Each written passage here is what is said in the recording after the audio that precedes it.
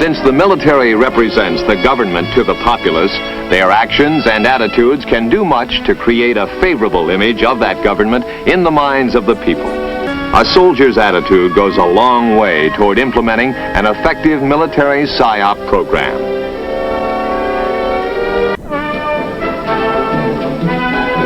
Among the support elements needed are the light mobile printing team with its printing and editorial shelters.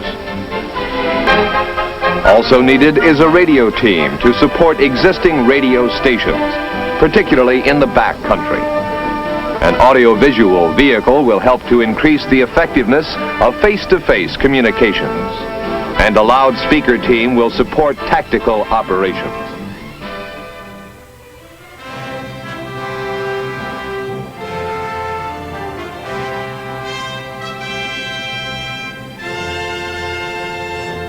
Okay, here we are. We are live, and I'm here with Dr. Judy, and we had a little bit of a delay. That was my fault this week. Well, we're blaming it on Microsoft. We can be like some certain politicians who blame it on everybody else. So, yeah, let's just not.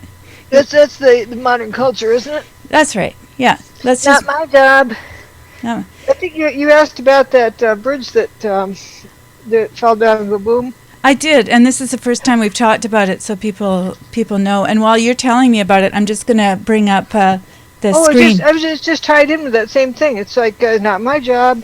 Oh, right, yeah, no. We have this new culture of it's nobody's fault, and so people are, nobody's neck's on the line. So it's you always get something passed off to be somebody else's fault, so who cares? Well, it's interesting about that bridge because I've just been following it, and they said that they've actually called it a homicide scene. I'm curious about that. Messed up and yeah, I haven't looked into it, but for something under construction to fall and hurt people, there's something wrong. I would say so, and it was a brand new idea. They said, not such a good idea, apparently, to keep people safe. The thing being that not just one person, but several people didn't do their job because they have checkers who check the checkers who check the checkers to make sure everybody's on, got something right, but nobody's overlooked anything. Right. And anybody who signs off on a design is responsible for it. Well, you would know, and that's why I was asking you about it earlier in the week. I haven't looked into this one, but I've looked into other ones, and I used to show this to my class.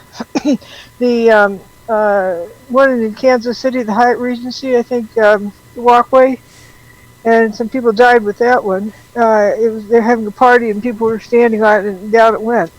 And it was, and I showed the students what the problem was with the design. The engineer designed it correctly, but he scratched out a rough drawing and handed it to the draftsman to draw. And then the draftsman drew it. The engineer didn't look at it to see if it was what he intended. He just signed off on it and handed it to the next guy who just signed off on it. And so the misinterpretation was by the draftsman, but nobody checked the drawing.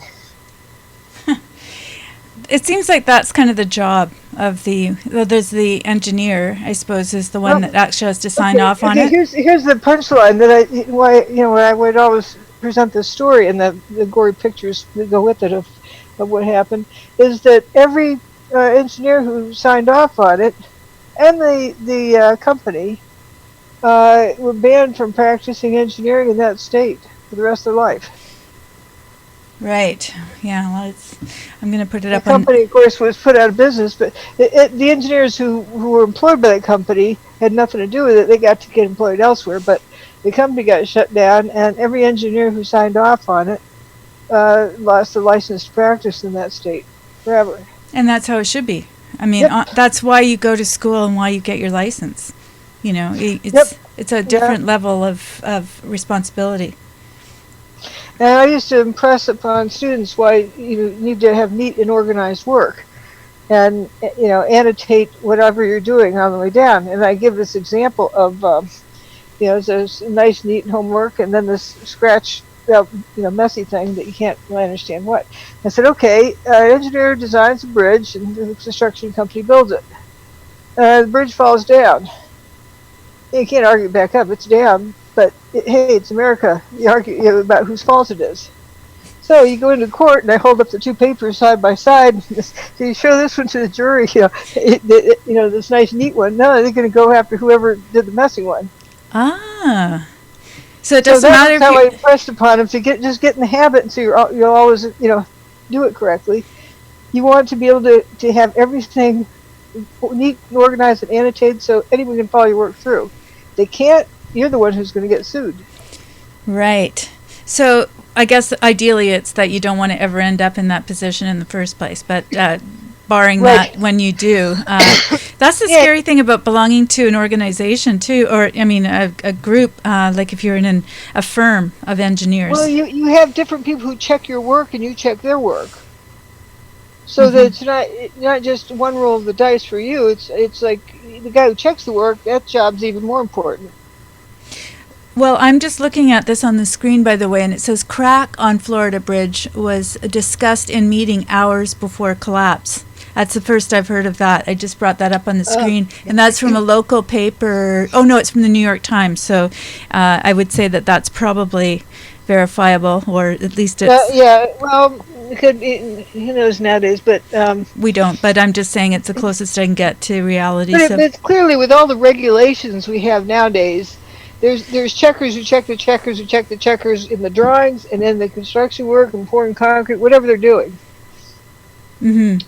There's procedures that keep things like this from happening. So clearly, not just one person, but many messed up. Well, when they say a meeting, now I haven't read this, but if they say it's in a meeting, this happens. It sounds as though it's almost like the space shuttle thing, too, because I hear that there were dissenters beforehand, not just after. You're talking about Challenger. The Challenger, yeah, which is your baby. All about that. Also Columbia. I looked into Columbia even more. That's when I put in the student's test. But the Challenger, night before they said no, and it was a politician who made the decision, not an engineer. The engineer said no, but the politician said, "You're gonna launch it tomorrow, no matter what," because they had a presidential press conference or something like that they wanted to have the teacher in space talking to the president at the press conference. So they needed to have the teacher in space for the or something like that. They had time pressure, and so they didn't want to worry about safety. They just wanted to, cross their fingers and hold their breath. And the same thing happened with the Columbia. When, the Challenger was O-rings, and it was too cold of a morning. And with the contraction and ice and so forth, there was a leakage of the fuel or something that got past the O-rings. But, it was something that it was outside the design limits for temperature of operation. And when the Columbia happened, I said, it's the same error. They said, O-rings? I said, no. A politician making engineering decisions. Exactly. The thing went up and it was damaged on the way up. I mean, I could see, obviously, the foam comes down, makes a right angle turn. That isn't grazing the surface that makes a right angle turn. That's a big wallop. And the things in space, why not inspect it? They had 3 different inspections set up, and they got canceled just before each time. And people got fired for setting it up. They didn't want any evidence that they checked it. Yeah, no, that's just, to me it's criminal behavior, which is why I find it interesting that they've marked this as a homicide site. I found that kind of stunning, but I'm looking at this now and I'm seeing that it says that they met with the university. So there's the engineering guys, the head of the construction crew, and the university all met together. So I would think that all of those guys would be culpable with this because they had this. They're all busy lawyering up. No doubt. Yeah, you would.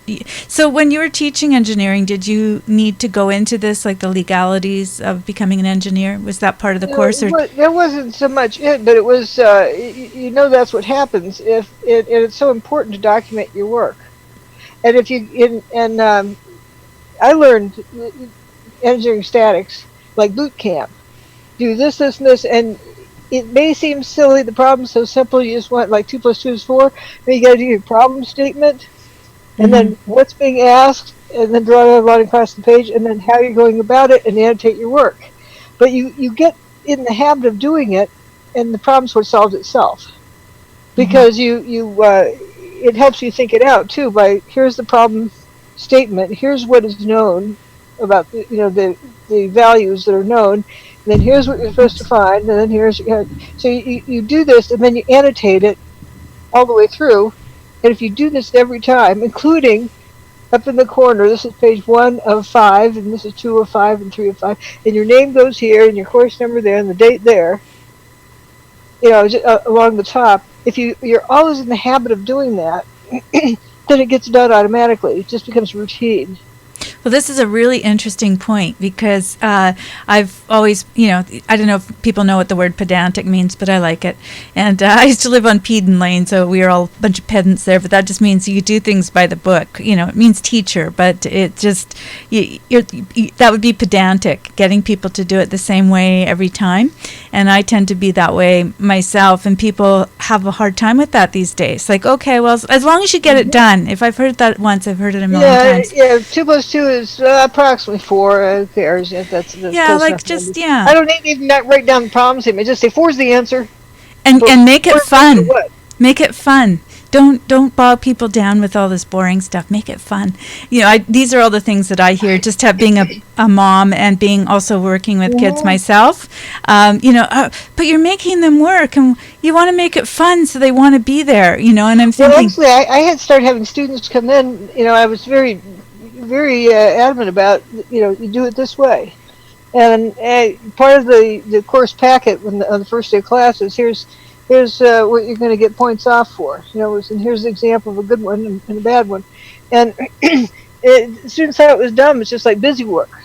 But then they found themselves, hard to get started in their homework, but they want to watch TV. Okay, they do the busy work. They fill out the top and the pages and the problem statements. That's kind of mindless and stuff. And, and then pretty soon, hey, it's easy to solve the problem now that it's laid out. Yeah, it's so true. And you would know much more than I do because you were teaching at that level. But I find it interesting that even at the university level, they don't have the basic skills now to have that. It's not just the skills. I'm going to say it's the discipline. Yeah, it's the mindset that's missing, and we're enabling that. For engineering, it becomes very easy to explain it. Because the bridge falls down. I used to always. This example, bridge falls down, it's down. You can argue whose fault it is. It's America, it's going to go to court. Somebody's going to get sued. Now, if you're the engineer who designed this, you don't want to be sued.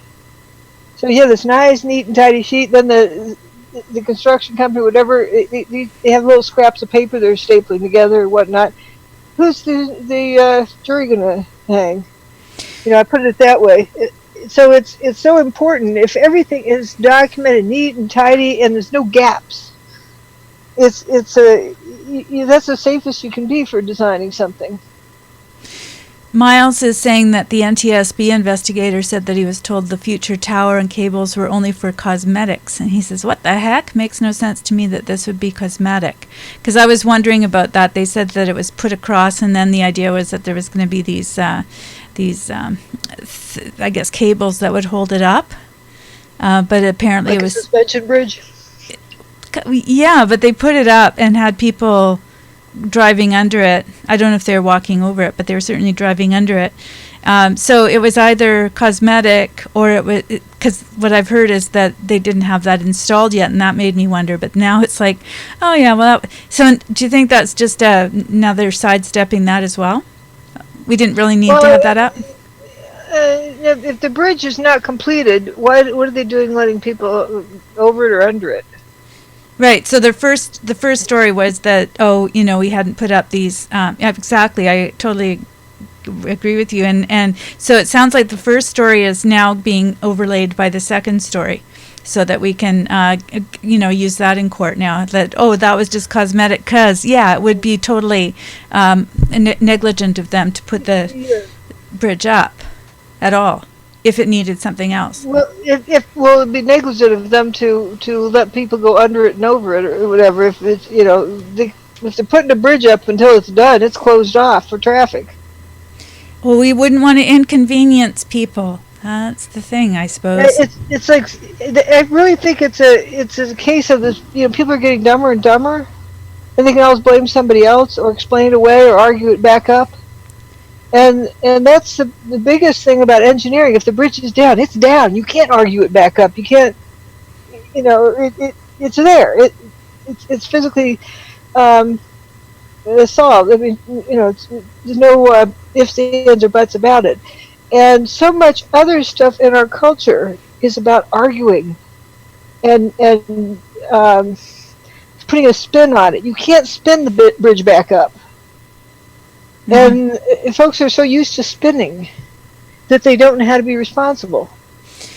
And I'm wondering if that's making a difference about who even goes into the field, because it's just too much work to have to go through this, so they end up in the humanities or something.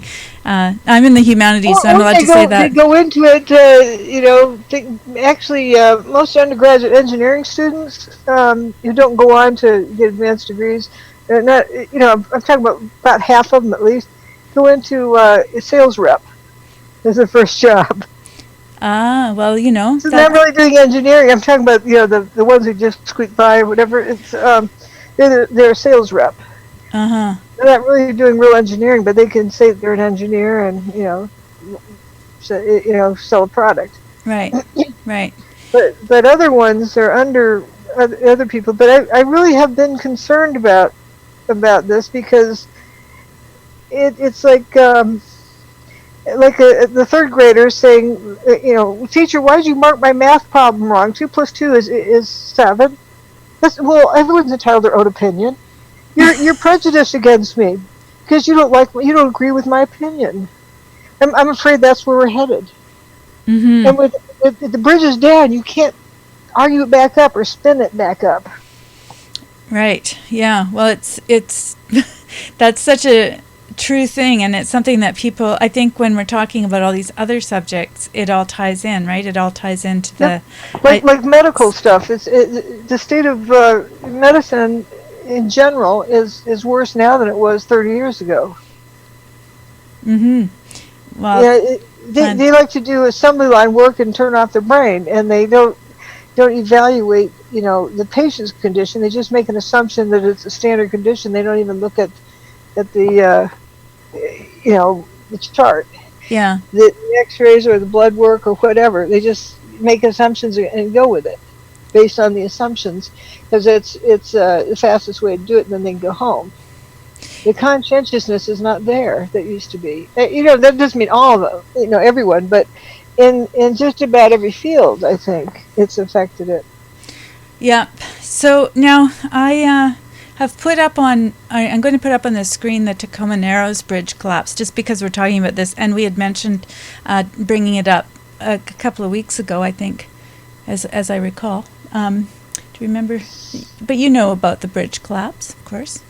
Right, that's why you study the World Trade Center or whatever. People say, oh, it's horrible to, it's disrespectful of the victims' families.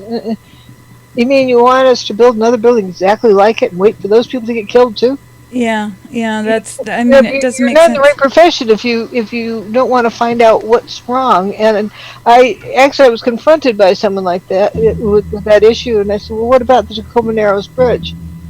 If they didn't study what's wrong with it, other bridges would have had the same thing happen to them. They didn't realize about natural frequency that would get excited by the wind. Sounds like I'm building a bridge here. What I'm trying to do is just to get this to get oriented the right way on the screen. I'm doing this on my phone, so I'm going to put it on the screen. I can do it on another app, but let's just try this. It's very strange. It's I'm going to put it up on the screen. It's going to be smaller, sorry folks, but that's just the way she goes. For some reason, it doesn't want to display the other way. So I'm just going to put it up and let it go in the background because, a lot of people haven't even heard about this bridge, but maybe you can just mention a little bit about it. Oh, it's from, I forgot what the year was, 1920s or 30s? 1940 it says on here. Oh, wow. A lot further. And, when you have like a sheet hang on the clothesline, how with a certain wind it starts flapping. Mm-hmm. And if you have a bridge that gets excited like that, and okay, here's another example. Somebody on a swing set, if you push every time they come towards just the right place of the phase, with not much pushing, you can get that person to swing higher and higher. Right. And the bridge, if it's designed a certain way, not considering the natural frequency of it, there's a wind that can excite the bridge's motion, very much like the kid on the swing set. And just builds more and more and more and more until it's just, it self-destructs. Mm-hmm. And actually, because of that, what they discovered with the Tacoma Narrows Bridge, after that, when soldiers were marching across bridges, like, there was a bridge over something, they'd have to break their march. Right. And walk randomly across it so they wouldn't excite a natural frequency of it. That's amazing, because it ties in with so many things we've talked about. It's a natural phenomenon, and yet it kind of ties in with Tesla's work as well. I would say there's is it a resonance? Would you say it's like is it an audio thing, or is it a? Well, it's not necessarily audio, but audio is kind of like that. Yeah. Okay. Let's consider a musical instrument that sounds really bad. It's just okay. Let's think of a cello or a violin. Okay, you make the bow go across it, and it has a whole lot of frequencies coming out of it, and the frequencies are fighting against each other. So it's real hard to play. Mm-hmm. Mm-hmm. Rather than the frequencies working together with each other. Right. And then the thing will just sing and almost play by itself. It's very different playing an El Cheapo instrument that's really bad. It's like you're fighting with the instrument the whole time. You can't get it to really resonate. Well, so much is to do with resonance. There's the Schumer effect. There's the, Schumer, oops, who came up with the idea that there's a resonance on the Earth, and there's a frequency that matches our heart frequency. Actually, it's kind of interesting. Yeah, there's a lot of different frequencies, and but it's depending on Anyway, people have probably seen this bridge thing. Yep. I've got it playing in. Poor dog that got left. Somebody was trying to get it out of the car. Somebody had banned the car, and the car was going up and down. Somebody tried to get the dog out, and they couldn't. And so that's I think the only fatality was the dog in the car. Yeah, thankfully. Well, and I think there's another video that's coming up too. They're showing the building of the bridge as well. I just find this really fascinating from so many different points of view, and we only talked about it briefly, but when you were talking about the resonance, it started to really fascinate me even more, because the natural frequency, that it's something that they hadn't considered before then, but they obviously need to figure out what causes things to rip itself apart. And so it wasn't much of a force at all that created this huge destruction. Also, you think about it with earthquakes. An earthquake design, if you have a building design that's going to really take it off with any kind of earthquake, that's not good. Mm-hmm. So you need to design against that. There's some video playing now that I hadn't seen before. It's color actually, and it shows it from below, which I absolutely hadn't seen before. And I've probably seen it with delay. I've seen some motorcycles going across the bridge. Yeah, it's a little bit delayed. You're going to see a little clip that comes. It's on the bottom or from the ground. I see the rough water. You can tell it's a windy day there. You see the rough water. Yeah, and it seems to me that some of those people below are workers. I see it. From the ground to the side. See it bouncing back and forth. Yeah, and pretty soon it's going to be that lone car that you were talking about that was left on the bridge. The dog. Yeah, I didn't know about the dog, but for a while you could see the dog sitting there looking out the window. It's painful, watching that. But because it does. Somebody tried to get the dog. The dog wouldn't go with somebody, and they had to leave it. It was. I think it's a reporter's car. Well, I wonder if the animals are detecting something even more than, whatever's making the bridge go. It's not just the fear, but there's something that's making them stay put because they know there's something else at work. But I could be exaggerating there. It's a stranger that wants to take them, and they know they're in a dangerous zone, so they probably want to hunker down. Yeah, and I think I can't even imagine what it would have been like. We're just looking at that now. I'm looking at it without the delay, and the guy walking on the bridge is what really kills me, because he doesn't seem to be at all concerned. Yeah, it's a huge undulation there. I mean, huge amplitude of it. Yeah, this It's actually amazing the road wasn't ripped up by now.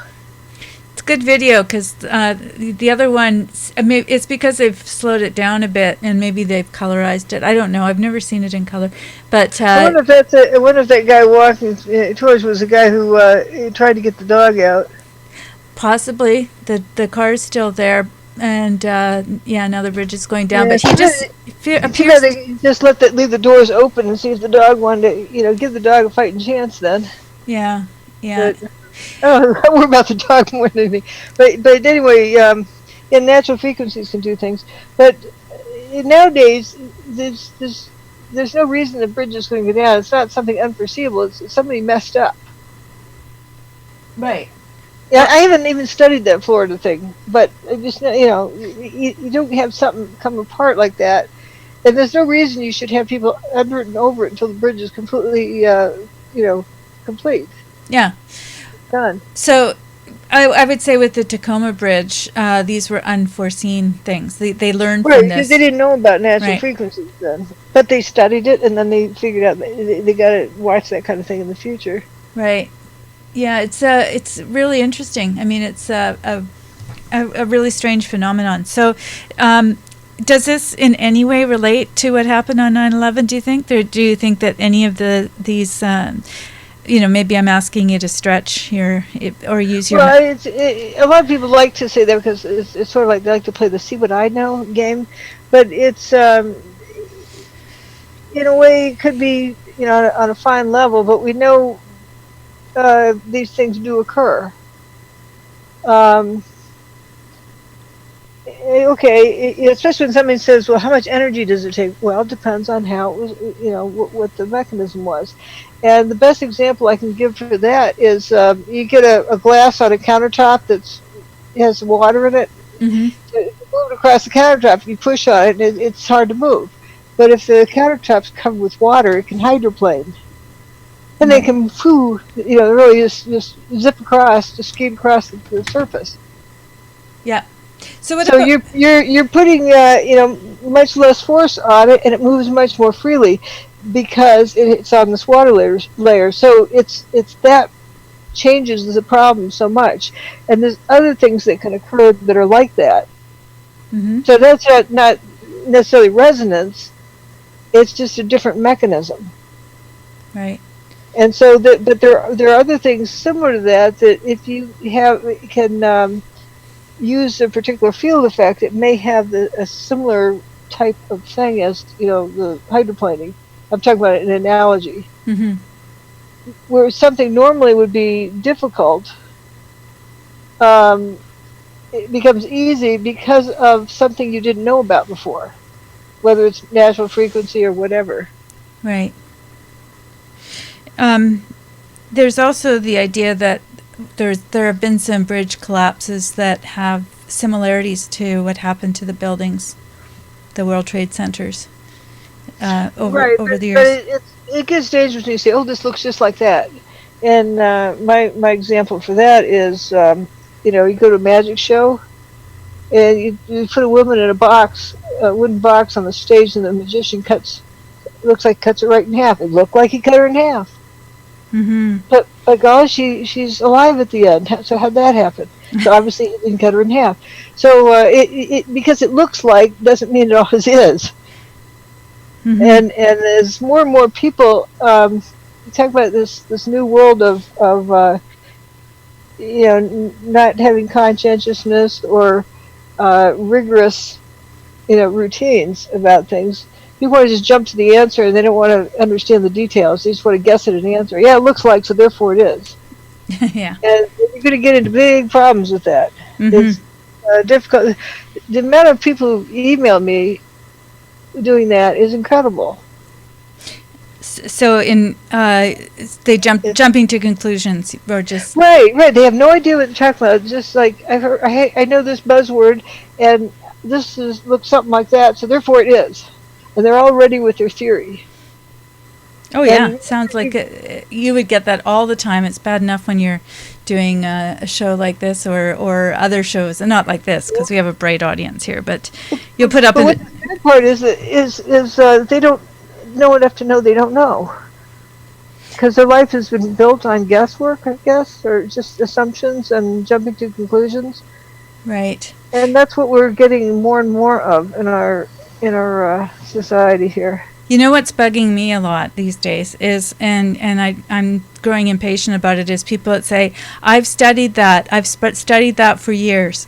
I just think, well, that's great. Yeah, memorize the same talking points over and over again, so therefore I know I'm the expert. Yeah, and they think in some way that if you come against them, that you're coming against the studies, or that's great. Maybe you were studying something that, I've studied lots of things, but it doesn't necessarily mean I know about other things or how that intersects with the subject that I've been looking at. Because really what you do is you go off on that direction, trying to find more evidence of what you already believe often. Yep. If you don't know how to do a true forensic evaluation of something, you don't understand the importance of not just jumping to a conclusion and then cherry-picking data to support it. And my example for that one is I call it fumes instead of smoke. Because if you call it smoke, you've already decided that fire was the cause.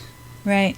So you wouldn't understand anything else. You've already eliminated any other possibility by just assuming it's smoke. So it's good to pick a neutral term. Fumes for me was a neutral term. Other people might think of it in some other way, but or like I call it Cheetos. Mm-hmm. Obviously, you're not going to confuse it with snack food, but it's an easy term to remember.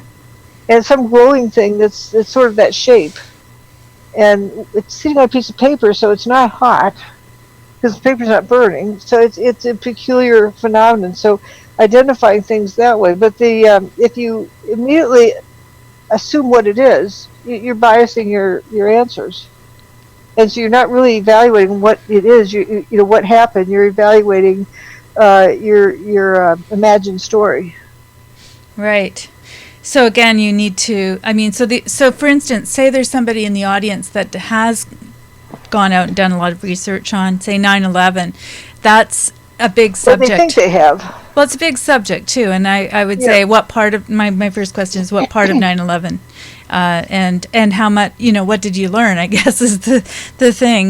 Did you go from one understanding to another, or did you do a confirmation bias, or what was your? Or like I've got people who write to me and say, well, I already knew it was thermite was involved. Maybe it's thermite plus, the space beams. Well, first of all, I'm not talking about space beams. But second of all, what do you mean thermite plus? Because they don't want to be seen as stupid, and they think that thermite's the right answer. So they're just repeating thermite. And anyone who claims that thermite had anything to do with the destruction of the towers, or anything significant to do, chocolate chip cookies could have had something to do with it, but not a significant effect.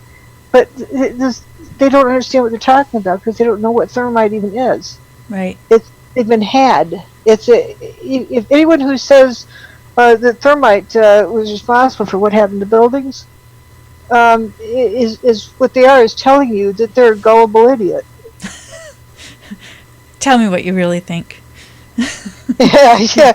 Well, that's what they're actually saying, and because if they know what thermite does, if it burns really hot, well, then why wasn't anyone in New York City, southern Manhattan, blinded by the light? Where's the little? We can't do that, can we? Yeah. Imagine the Manfred Mann Earth Band. So I'm blinded by the light. We just want to hear you sing. We just do the one little phrase, but they still probably would use that as an excuse to come after you. Southern Manhattan would have looked like big, huge 4th of July sparklers. the towers would, and that isn't what happened. Plus, you had people walk out who didn't say they were burned to death. They also weren't crushed to death. Mm-hmm. People in Stairway B. Right. They were just shocked that once the dust cleared from the air, they could look up and see blue sky. They just were baffled by that. They weren't going to ask questions. They were just going to get out of there. Well, what I find it fascinating, if you look at your screen, you can see some of the, I just have some bridges collapsing going by, 10 worst bridge collapses, and we'll hope that they don't mind that I'm showing you these. But anyway, when you think about these bridges and really how little material they have in them in comparison to the World Trade Centers, and you look at the debris, it's interesting. I'm just having all these thoughts as I'm looking at the bridges. It's like the Kingdom. It was a big hollow building, but you had a big pile of stuff left over. Yeah. Well, that's the thing, is that you would have so much material left over. I've just been looking at all of these different images. I sent you. Yeah, I sent you this video for anybody that has Netflix. It's called the Last Secrets of 9/11 or something like that. And I thought, what's this going to be? But I thought I would watch it anyway. And basically they're saying that they're able to now identify bodies, and they have to crush it down to dust in order to get the DNA. And there's certain things about it that call me a cynic or. Yeah, you if you want to get DNA out of something, you just take a piece of, remember the Star Child skull? They cut out a piece of it. They didn't have to crush it. They didn't have to dustify it. Yeah. It's a small piece, and you may crush that piece, but that's you just need a small piece of something to do a DNA test. Well, they just say that. Well, yeah, that's I No, just. we need to justify something. Well, I found that so fascinating because they're sending bits and pieces of people around the world to their family. They do find particles that they use for the DNA test, but it isn't how you would advertise it. This isn't like, well, we need a justified person to. That isn't how you would refer to a thing. Yeah. Sometime if you ever look at that, I don't necessarily want you to, but it does seem like somebody's read my book and then says, okay, that's another thing we need to cover up. How do we cover that story up? Well, exactly. That's what came to mind for me, and I just found that really interesting because I wasn't looking at it with any preconceived ideas about what the show is about. I thought, oh, interesting, they're finding bodies now. Like how low these many years later. And how are they doing that? This was made in 2014, mind you. So let's just say it wasn't quite a contemporary, but it was. It's sort of like Richard Gage, after he got my book, would say, one of the classic signs of controlled demolition is midair justification. Right. It's just so silly. Does he expect people to think?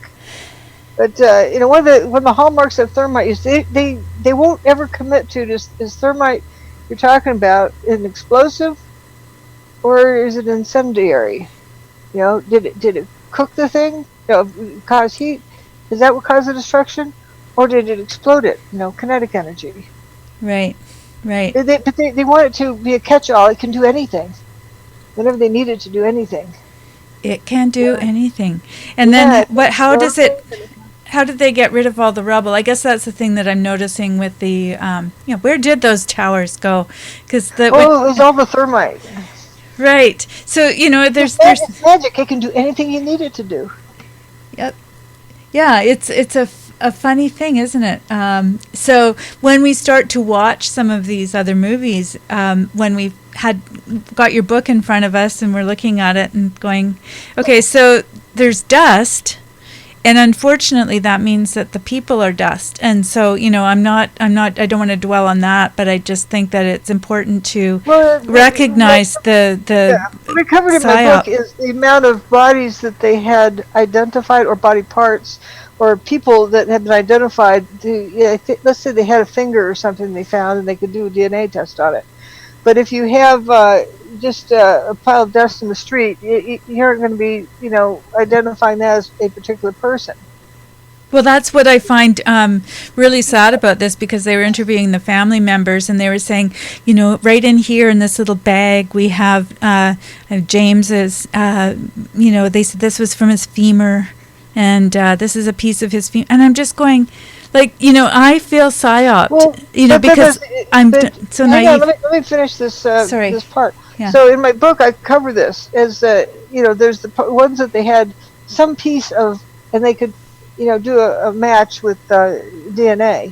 Somebody had a hairbrush. Okay, that's what the person's hair looks like. Oh, and that matches the DNA of this femur, a piece of a femur over here. But that only accounts for about half the people. If you include the 343 firefighters who were identified, or their bodies, and then the rest from there, and you have approximately and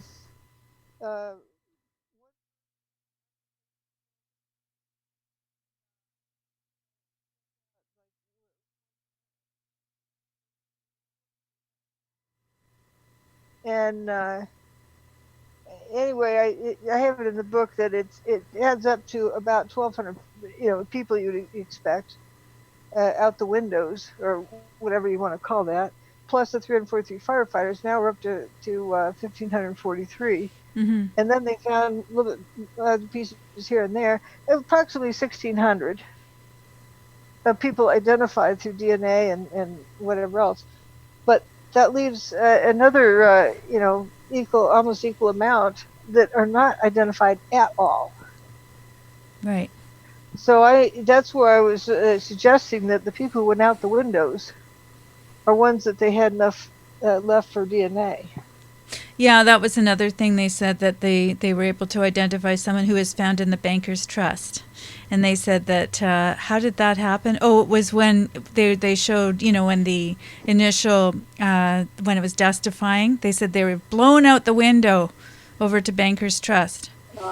And so I'm just thinking, this is still, all these years later, it's a Netflix movie, and people are, and they just nod their head. And I found myself feeling, what they do is have the families in there, and we're just so happy to have any little bit of James, and I'm thinking, you could put anything. It's like Colin Powell. You could put anything into a bag and send it to the parents. Yep. I think this is all part of the horrible thing that people are doing, to me. It's all about spin. It's not about honesty and sincerity. Yeah, I hate to say it, because the people seem sincere. Even the thermite story. I mean, Richard Gage has my book. He knows what happened, but that's not what he's leading people to talk about. And, he's not that stupid. So it's this, promoting this idea about thermite. But thermite, is contradicted by the evidence. Yeah. So much is contradicted by the evidence. And then when you look at these people who've made their careers of being forensic, or promoting it, and then people go, okay, that must be it, and everybody's repeating it. And that's the job, is to get everybody to repeat this idiocy. But it shows, if you repeat it, it shows that you're not a thinking person. I may have mentioned that I know an engineer who doesn't know if he wants to work with somebody or not, so he has them read my book and see how they react to it, and then he knows how truthful of an engineer he is. Right. That's pretty good, isn't it? Yeah, no, it's very good. I like that. And how competent. And if the person's, babbling about thermite, I mean, I'm sorry I'm getting so harsh here, but it's just so silly. It's like, wake up, folks. Do you realize you've been hoodwinked? Yeah. And you're just memorizing a list of talking points that are nonsense and making you look like you speak nonsense? Yeah. It really was. It's the same as, the official story on 9/11. Mm-hmm. Buildings fall down, go boom, from some airplanes hitting them. Well, you can see that they're still having issues around 9/11 in the fact that they're putting out these kind of movies. I guess that was the other thing I looked at from the point of view of why, and why does it end up on Netflix, which I think is I a can place tell for you one distribution reason. center. If somebody wants to use this technology again, they need to be sure something else is on people's minds. True. That's not a very reassuring thought. Unless enough people know what technology, enough about the technology. Oh, this is what we see with it. Yeah, they have this gizmo that we don't need to describe the serial numbers of the parts and where they're located and all that. But there's something that can turn a building to dust in midair. Once you know that exists, they can't get away with using it too many more times if enough people know. I'm sorry, I just had to mention that you have a marriage proposal. Oh. I just don't embarrass you, but he's 6'2", by the way, and he's 34, so he's older than you. Oh. Which is good to know. But he'd like to talk 9/11 all day, every day. I'm not sure if that would work for you, but you need to get other things done. Well, but there's things that can, that are related to it. So everything's related to it. Yeah. Oh, yeah. Yeah. And I agree. It's funny because I'll mention I started a little place for people to go to. It's called redpillsquare.com, and it's just a place to go where people are not going to, and I don't really care what your things are, but just the fact that you can discuss some of these things without having to create groundwork for the idea that things are not as they seem. And you don't have to talk to other people if you don't want to, but it's a nice little community. I was thinking of a dating site at first, so it's funny that you should mention this. If you want to date somebody that is aware of the world being a little bit of a matrix. And it isn't that people have to agree, it's that they have to be honest enough to be able to discuss things. Well, they do, and it's very... It's just rely on beliefs. It's like, it isn't about who's right and who's wrong. It's like, if we don't agree, then one or both of us needs more information. Well, and that's part of the deal, is that the discussion starts there, but it's kind of a drag to have the same discussion with people over and over. Say you're dating, just out of, just because he brings it up. What's his name? J-Man the Giants fan. Okay.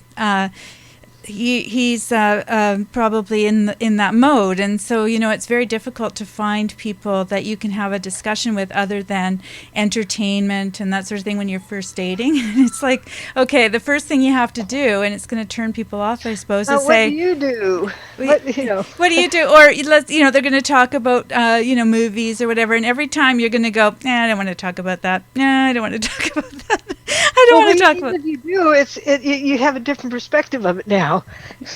Yeah, and it seems like you're always trying to bring people over to your way of thinking rather than just saying, look, there's reality and then there's fantasy, and I don't want to live in fantasy. It's fun to have fantasy if you want, but not all the time. You don't want to live in Disneyland all the time. People who write to me and say, oh, I know what's going to happen next week. I figured it out. And listen to me, I know this and I know this, and I know what's going to happen, what's coming up, and they're going to use this weapon again. And I feel like writing back to him and saying, speculation is fun, isn't it? Well, why not? You could live in this make-believe world like you're designing a movie script.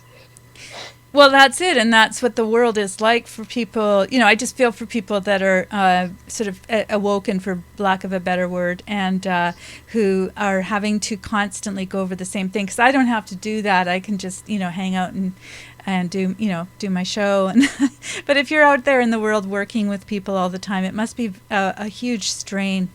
Having to listen to it even, and then they think you're a snob because you never join in the chit chat.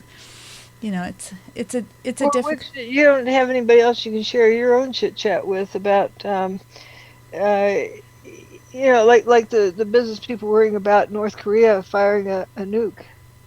Yeah. What's there to be worried about? I mean, if whoever wants to, if it's gonna end up someplace, it's because somebody else wants it that way. If they don't want it that way, they justify it, and it's done. It's done. Yeah, you just can't. You can't do much about it.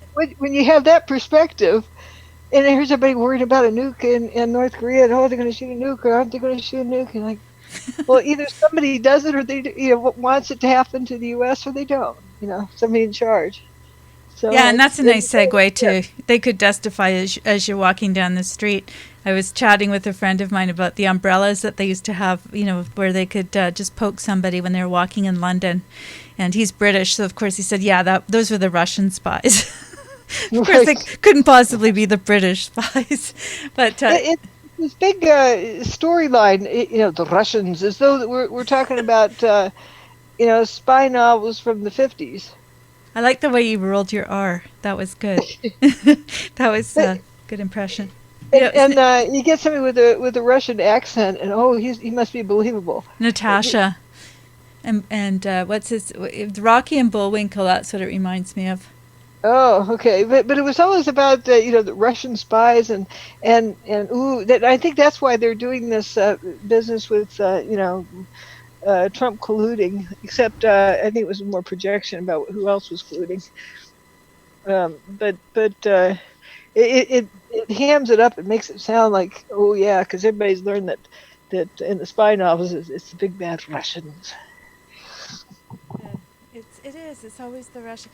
You gotta have a white hat and a black hat. It's important because you can't just say that something is. People have nuances. It's this thing of that's what movies are all about. That's what Superman cartoons were all about. Yeah. And nothing is ever that way. And it isn't that people are wearing a black hat necessarily. It's just that they're trying to wear a white hat, but they don't know enough to know they don't know, and so they end up saying the wrong stuff. Like somebody who's fallen for the thermite story is promoting thermite. They don't realize they're promoting disinfo, so it's not like they wear a black hat. So what do you call them? Right. Yeah. No. It's a conundrum. What do you call them? I hope somebody out there doesn't feel too offended. But if you've been a thermite addict, and fallen for that stuff, stop and go find your local welder and ask him what thermite does. They're actually having a lot of fun. It's really interesting because we brought up something that they find interesting. They were saying that they would, what was it? Hey, baby, want to talk about dustification? Just nice opening line, and they're saying, would you like vanilla dust on top and, sneaky Russians, and they're having a good time out there. He says, hey, baby, want to learn about dustification?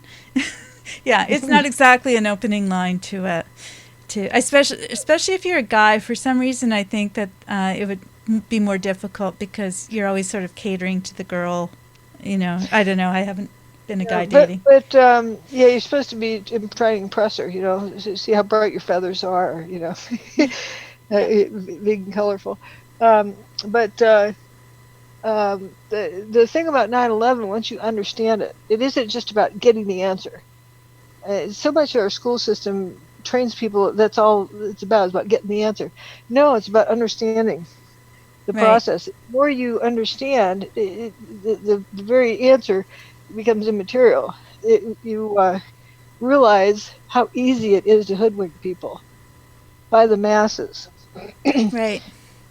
And, to realize that the buildings were mostly turned to dust in midair, in front of the entire planet, just about. And they got everyone repeating the story about collapse and pile. Somebody's working on the pile. No, it's a debris field. It's not a pile. But the language really shapes people. Oh yeah, collapse, pile, terrorist, collapse, pile, terrorist. And then pretty soon people have that in their mind, and they're fixed. Rather than learning how to observe, and people were watching it. It's just that they took on the words given by the TV set instead of their own observation. Is that what a collapse looks like? All that dust going up and up and up and up into the atmosphere. Mm-hmm. Does anybody question that, or where's all the rubble? Peter Jennings was asking George Stephanopoulos, and he was struggling too. Yeah, I think it might have evaporated. because it wasn't enough there. It was, there was something wrong. But the fact that that happened in front of the world and so few people could question it, that's the scary part. And so now think about what else is happening right in front of you. And yeah, that's why I don't have TV anymore, so you don't like get clouded with bogus information. But there's some stuff you can't know. Okay, something's going on. Somebody's arguing with somebody. Somebody's fighting with somebody and trying to distract us away from something else. Who knows what something else is? That's all you know. Mm-hmm. And you start looking at more of how the pieces move around the chessboard. Mm-hmm. There's this big bit about gender and about race. Uh, Racial problems are now much worse than they were in the 60s. Right. And they were non-existent 20 years ago. So how'd that come to be? And why is it being stoked? And there's something else that I just was discovering more of. I think I mentioned it before, but I went and looked into the more of the evidence. It just blew me away. You know who brought slavery to this country? Well, to North America or this continent? Who the first slave owner was? I'm going to say no. Anthony Johnson, a black man. Funny you should mention that because I had heard that it was a black Yeah, man. as a black man, and Because they were that getting paid to do that, I think, weren't they? 2/3 of Sorry. Go ahead. Oops. You still there? were brought here as slaves. Sorry, can you repeat that? I'm going to stop playing other things because that seems like my internet is just a little bit. It says it's unstable. So go ahead and say that again. Yeah, it's too much. Okay, Got too much it's some say 2/3 or 3/4, but well over half of the first settlers that came to this continent, white, people, you call them immigrants, whatever you want to call them, the settlers, were brought as slaves, white slaves, more than black slaves. Mm-hmm. And then there's this other myth that it's easy to get out of it logic. The idea that most white people own slaves. Right. That doesn't work because blacks were never over 50% of the population or anything close to it. Mm-hmm. So you think about it, you can't have that many slave owners if there's not that many slaves. Right. Black slaves. So it's this. But why is this myth being created? And it's been very strongly ingrained in all of our books. And there's stuff that you can back out of it. The different things that are said, like where the term kidnapping came from. I think it was kidnapping, and they call them spirits. Mm-hmm. Spirited away. Right. And they would become slaves. They Well, put them on ship. Like they would get them in like London or whatever. Imagine kidnapping people and adults too in London, and then they just put them on a ship well, and then that's what sell them. they're doing that now, and that's why Trump put a moratorium on it. And that's what kills me about this whole thing. People are talking about the shootings in school, talk away, but and they had all the shoes on the lawn at Congress to represent all the kids that have been shot with guns. And I'm thinking, where's your outrage about the people that are being held as slaves in your very own towns and in your very own cities, trapped in basements, trapped in attics, or working against their will? And it put on ships, as you say, and sent off to other countries. It's happening all the time. We just don't call it slavery. But indentured servants, a lot of people came in, and then they assumed that they were freed after that. Well, it turns out that they say it's going to be like 7 years, and then it ends up being like more like 12 years. But if during that time the person does anything wrong, you say, oh, you have to pay me back by another 10 years. Yep. Another 10 years, and it ends up being for life. And that's how this Anthony Johnson, the first slave owner who was black.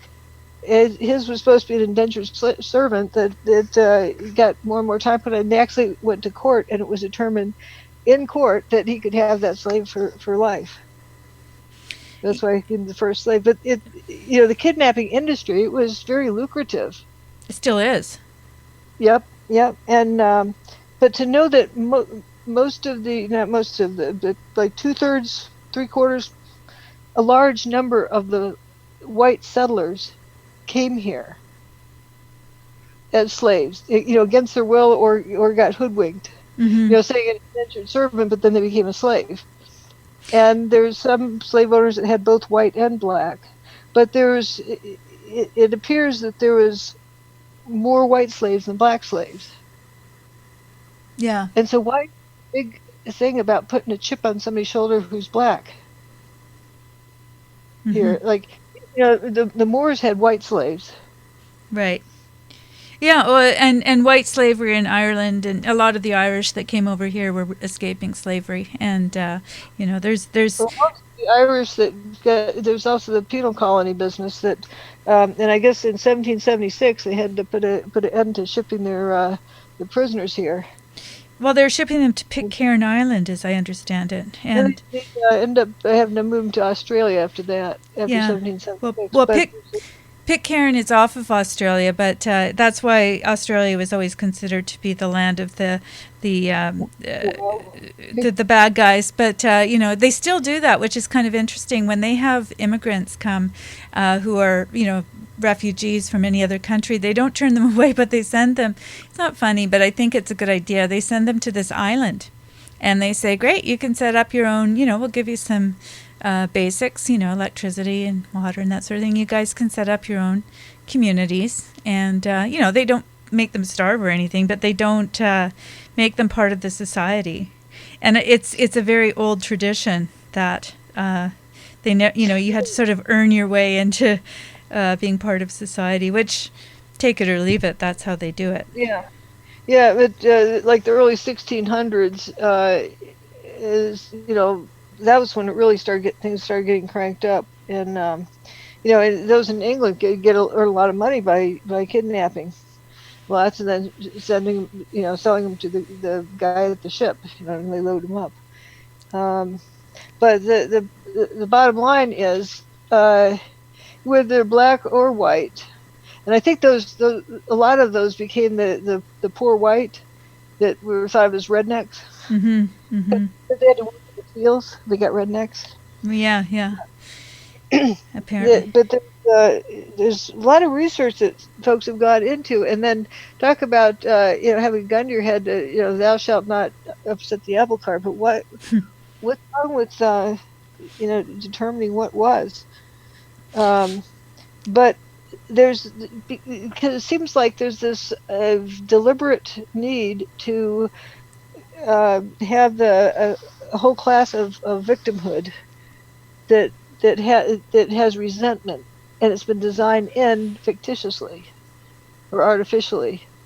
Artificially, I think that's a good way to put it. Yeah, that's what a lot of people who came over have ancestors who were white slaves, white and owned by black slave owners. Mm-hmm. What about the reverse? The deal is this was going on all over the planet. Mm-hmm.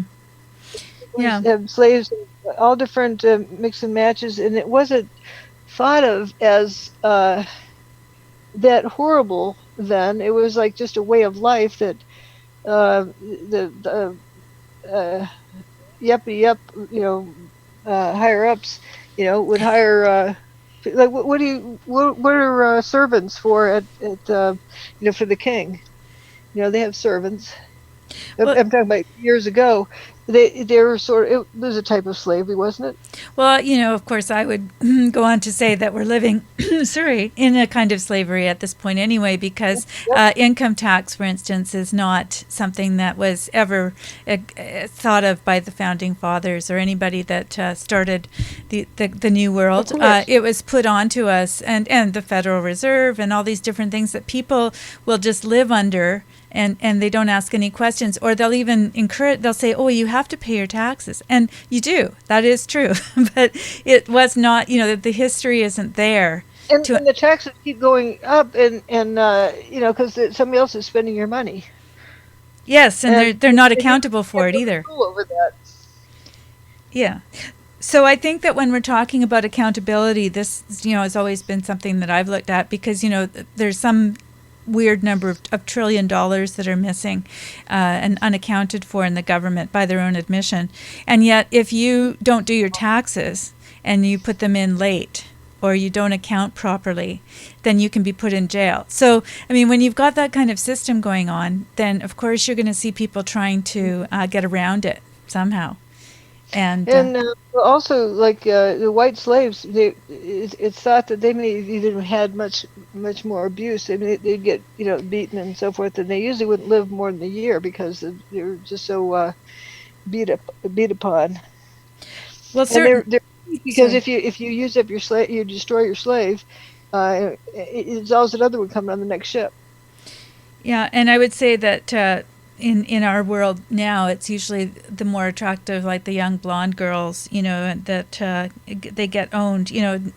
Poverty has no face, really. I mean, there's all sorts of different people, and the more attractive you are, the more abuse you are in a certain way. I mean, it's not always across the board, but a lot of them are chosen to work in the sex trade, and that's all that I remember thinking in high school, I'm glad I wasn't one of the babes, because they didn't have to develop any other skills. Mm-hmm. Everything came to them so easily. They were popular because of their appearance, right, and their charm, and they worked it, and it worked for them. And then after a certain point, okay, it's time. You got to have a profession. Life is hard then. Mm-hmm. Or if something happened to their appearance and didn't, at a certain age or whatever, it doesn't work the same way. But it's a lot that if a woman didn't have enough income, if she looked like a babe, she could go out as a prostitute and get more money. And I think there's quite a few of them did that to get themselves through college. Well, there's the other side of that too, is that you're expected, women, when they have children, their bodies change, they just do. And often other things change about them too. And that's when it's like, oh, well, you're disposable at that point too, when you've already done your duty and your service. And it's very sad to see the way that our culture dismisses everyone that is not living up to this standard. And that's a Bernays concept, the people. Yeah, so it's, I think, artificially put in there too, because what about the wise elderly person that of the community that people would go to ask questions, which they still do admire in some of the native cultures. I know where I live anyway. It's still, they're very honoring of their elders, and it's something we've lost. That's why they have to the crew needs to take apart the family unit. In some houses, in for example, Massachusetts, they'd be like 4 or 5 stories tall, and have lots of rooms, have kitchens on each floor. Mm-hmm. And the oldest live on the bottom floor, and younger as you go up, because they can, if parents are working, they leave the kids off with the old folks or with somebody else, and they cut some slack to each other. Yeah. So it's sort of like an apartment house, but it's all relatives of the same family. I had that growing up. It was, I moved into my grandmother's house and my grandparents' house, which my mother had lived in, I guess, and her sisters. It was an interesting situation, but my grandma ended up moving out, but she moved into an apartment building that my auntie owned. So they all lived in the same apartment block. So when I went to visit, I'd see all of them. So much for that. So you have the young kid who needs advice from a wise elderly person. There they go, Yeah. Oh, yeah. And you can't blame people for not having that. I think it's very sad that we don't see it as being important, because it's not individual. It's just it's what our culture has done. I think it's part of the taking apart of our culture, Yep. You have to destroy that, or else you can't take part in the culture. Just like you have to destroy marriage, you have to destroy, gender. Everything's being destroyed. Well, I don't think there's a coincidence that it was destroyed in Europe even before it came to North America. I mean, we could say that North America was corrupt in another way, but that ancient tradition of the family, often living in the same house that's been in the family for hundreds of years, and the economy became such that they couldn't keep the houses, and it to me it's That's very. what the big New England mansions were about. Is all the relatives in the same house that kind of look after each other. Right. Yeah, those big houses were not just big, like we have big houses now. Right. They were sort of like an apartment house almost. Like if you lived on the fifth floor, you didn't have to go down to the first floor to raid the refrigerator. You had a refrigerator for your sub-family or whatever at your level. But, the grandparents didn't climb the stairs so well, so of course they lived down at the bottom. That's why I love the Waltons. I just thought that was great. Yeah, okay, yeah, it's like that. Yeah. Good night, Sue Ellen. Good night, John. Whatever, John. Whatever. Yeah. They all the back and forth stuff, and that's, I think, very natural. And you remember the grandparents, of course, lived with them. That's I guess the part. They would sort of. I liked the fact that they didn't always chime in, but when they were, when there was a real problem, when the kids weren't understanding what was going on, they'd have like just a wise word, just. You want to hear another fun analogy on that? I do want to hear that. Yes. Yeah, it's chickens. That's what they do, and they get ready to go to bed. Well, first the rooster calls them. They come over to the lower branches of the tree, and they chit chat like, "How was your day? Oh, how was your day?" Uh-huh. And then hi, and they chit chat for a while, and then the rooster goes up high in the tree, and time for bed, and they all go up there. Huh. They go to bed, but that's the natural state. But in the chicken house, they do the same thing. They get in their position and they elbow each other and they chit chat and so forth, and suddenly, boom, they got to go sleep. Yeah. But they gather outside the door before they go in the chicken house for that preliminary chit chat. And the rooster calls them at that point, and they come and they kind of hang out like, "How's your day? How's your day?" And then suddenly he tells them when to go in. They all go in.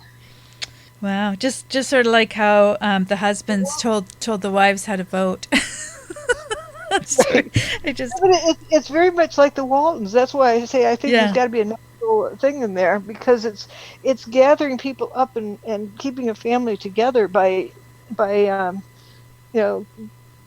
chit chatting at the end of the day.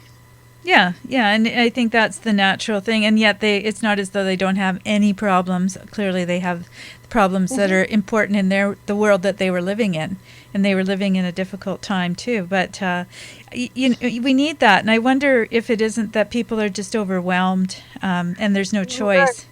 Right. And it seems like the thing to do is people just come home, go to sleep, boom, and there's no interaction. It's like you just happen to live under the same roof.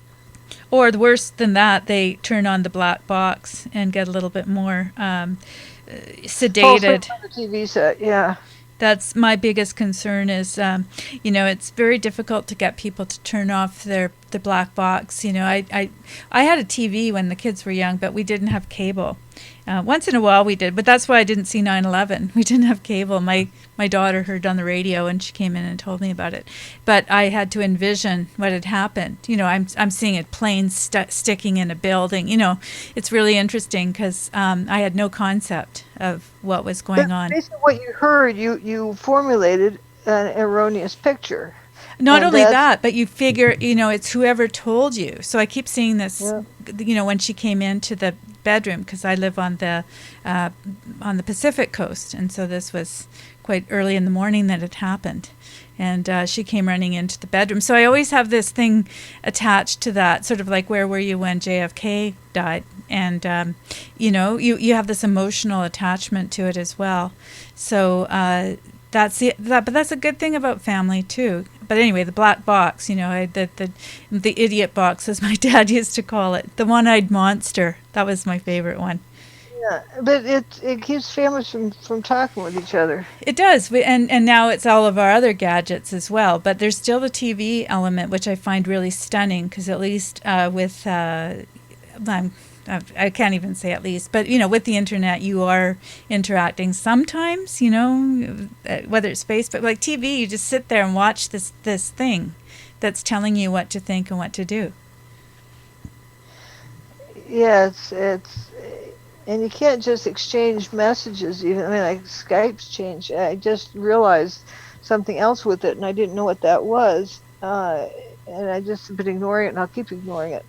I guess they're trying to turn it into like a little mini Facebook. That Right. somebody is supposed to react to your message, just like with a mouse face or something. I don't know. Yeah. It's Thumbs up or thumbs down. I mean, what's this with evaluating somebody else's comment instead of this is information, this being transmitted. It isn't something to judge somebody on.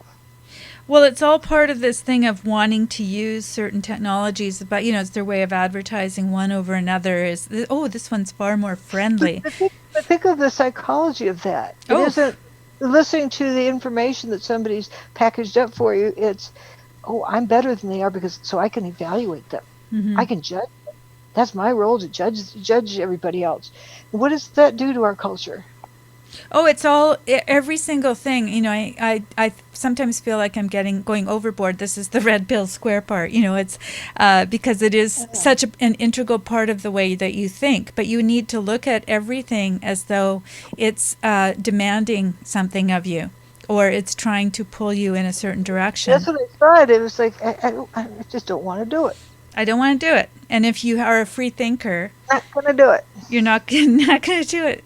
I think that's what it takes is having that ability. I know that I don't want to go on Facebook because I'm not interested in being part of the culture, but sometimes now I'll go on and just post something that I know is what others expect of you, but tough. They're going to have to learn not to expect it.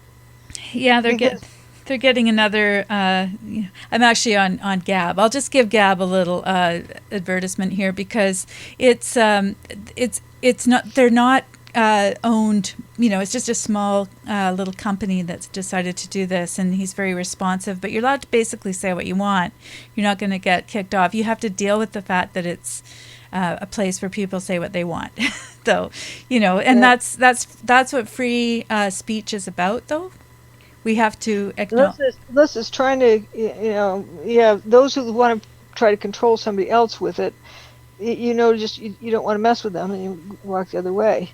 That's something that I think has been lost in our culture. It's all about judging others rather than exchanging information. Yeah, I think that the thing is that as difficult as it is for us to deal with it, we need to allow other people to have free speech. We don't have to associate with them, but every time that we block somebody else's ability to have free speech, we're taking away our own. That's not what I'm talking about. What I'm getting at is like the business of evaluating your comment instead of understanding the content of it. Right.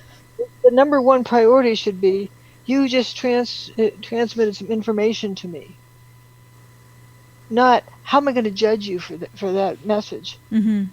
That distracts me away from the message you sent me. Mm-hmm. So if you saying like meet me at 5:00, okay, that's what I need to know is to meet you at 5:00. Mm-hmm. Now how do I feel about that? Yeah. That's a totally distracting waste of energy and time. It's meant to be divisive, I think. Mm-hmm. Instead of some people are shorter than others, but then that's what you deal with them about. You don't do a rating button. How many clicks are you going to give them? That doesn't fix the problem.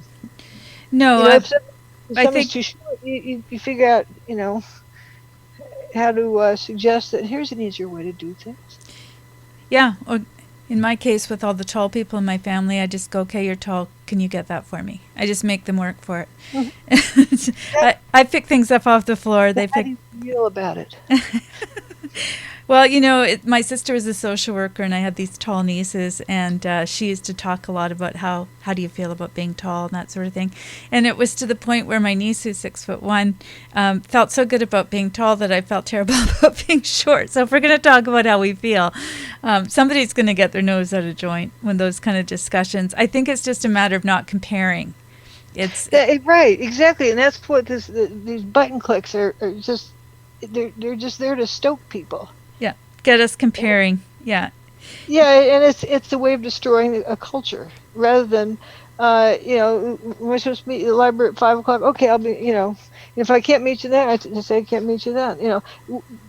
It's the information we should be passing back and forth rather than evaluating the person's information. I'm curious how people feel in the chat because, of course, Dr. Judy and I are the same the same age, and we've been. I didn't mean to be clearing my throat like a ham.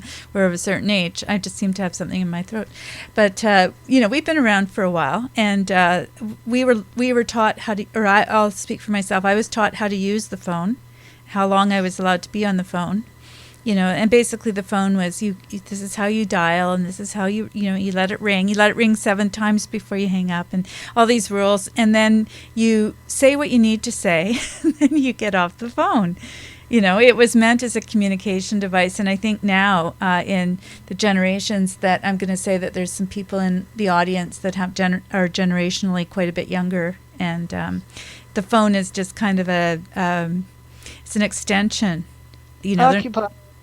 Yeah, and people don't see each other as much in person. They're more or less using their phones. But also how the technology has changed the culture, and I think Facebook has too, so that people, do stuff just so they can post it on Facebook, so they can look cool, rather than living a life.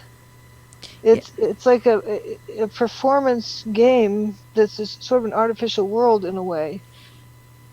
Yeah, I had an interesting talk about that because I'm a photographer by trade, and somebody was saying, "Oh, I just couldn't." You're always looking at the world through a lens, and I thought it was funny because I'm actually working. It's what I do, but when you're at home, you're actually looking at the world through a lens. If you're looking at things on the internet or on your phone.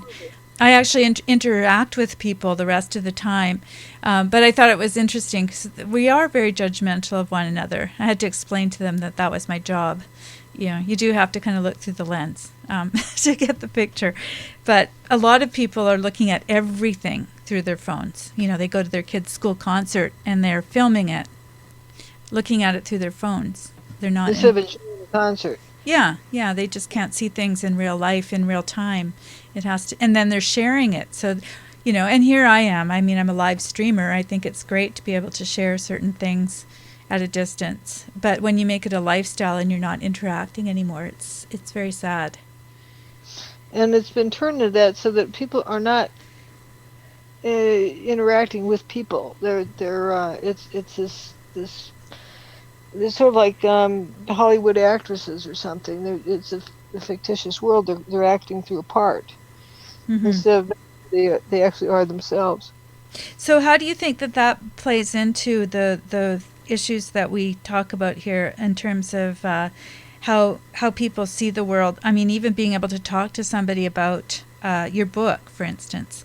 Somebody in the chat was saying that they show your book to everyone, which is great, and I admire them for it.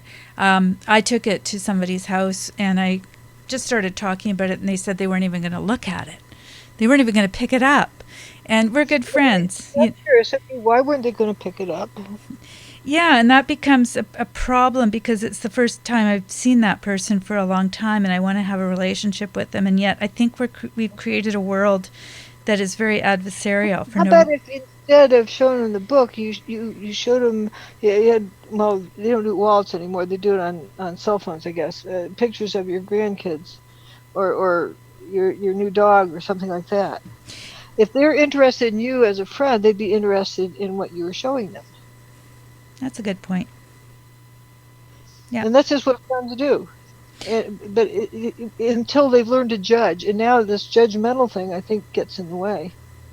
Yeah, and it's not. It's this idea that you are, you're put into this category of conspiracy theorist. I have quite a few people that have put a lot of rules on me about what I'm allowed to talk about when I'm in certain situations. Well, you're not talking about a conspiracy. You're not talking about a theory. Right. Well, so that term does not apply. It's funny though. People are being taught not to listen to to each other, just generally. And Right. my sense is that that's also that they can do this kind of tuning out to whatever they And want. marginalize any kind of issue they need to disappear. Make disappear. It's kind of like book burning, but it's done, mentally. That's a really good. But what about if we got together and okay, I'm saying, well, so how are your grandkids now? And then you show me the pictures, and then I think, oh, she's so cute, and I think she's the ugliest kid on the planet. Yeah, yeah. Or whatever you do. That wouldn't be my grandchild, by the way. But anyway, right, go ahead. but you get the point, because Yeah. that's not truly honest. But you say, oh, she has a lovely hair, bow or whatever. But if you think the kid's really ugly, you're not going to tell that to the person. Right. You're going to let the person feel good about showing a picture of the grandkids. And the same with my book. Why can't they? Okay, they're not interested in that, but oh, that's what you're interested. Oh, that's nice. Whatever. Isn't that what people used to do? Mm-hmm. Well, that's nice. You have interest in things. That's good. Well, that's one of the things that in this new world of the Donald Trump world. Think what you will of the guy. What I do like about watching him at work is that he's teaching people how to speak more honestly, even if they're disagreeing with him. It's interesting to watch because he brings out this thing that this passion that used to be there with people to actually get interested enough to talk about something. Mean Trump? Trump, yeah, because people have their opinions, and for better or for worse, I'm saying at least. What I'm finding is at least. Right. It's a difference. It's not just 100% spin fiction. It's not a fictitious world. There's something real to it, and I do like his pokes and jabs, like the Pocahontas thing. Oh yeah, I mean, like it or not, you get to talk about something that is. You got to admit it's funny. Most people think it's somewhat amusing. At the very least, it's not. It doesn't go anywhere. It's not like he's getting into somebody's personal laundry and airing it. And he's not making up lies about somebody. What I like is that he's calling people on the things that they will not talk about. He doesn't pick on people, I don't think. I think that people have put themselves into these little glass houses, Right. And they don't think you should have any rocks. Don't be throwing any rocks at me. Well, Elizabeth Warren, if you went to university under false pretenses, if you got it, got like affirmative action, she's the first. Supposedly Native American to be a professor there. She probably wouldn't have been a professor there without that. Yeah, and that's what I like about Trump is that he calls on people on things that I would like to call them on myself and have done and gotten into trouble. He has the guts to do it. It's not making fun of people. It's calling them out for what they are. Right. And if she has actual proof, bring it forward. It's sort of like begging that. But is that I forgot what her name was? That one in Western Washington State, who's the Patty Murray.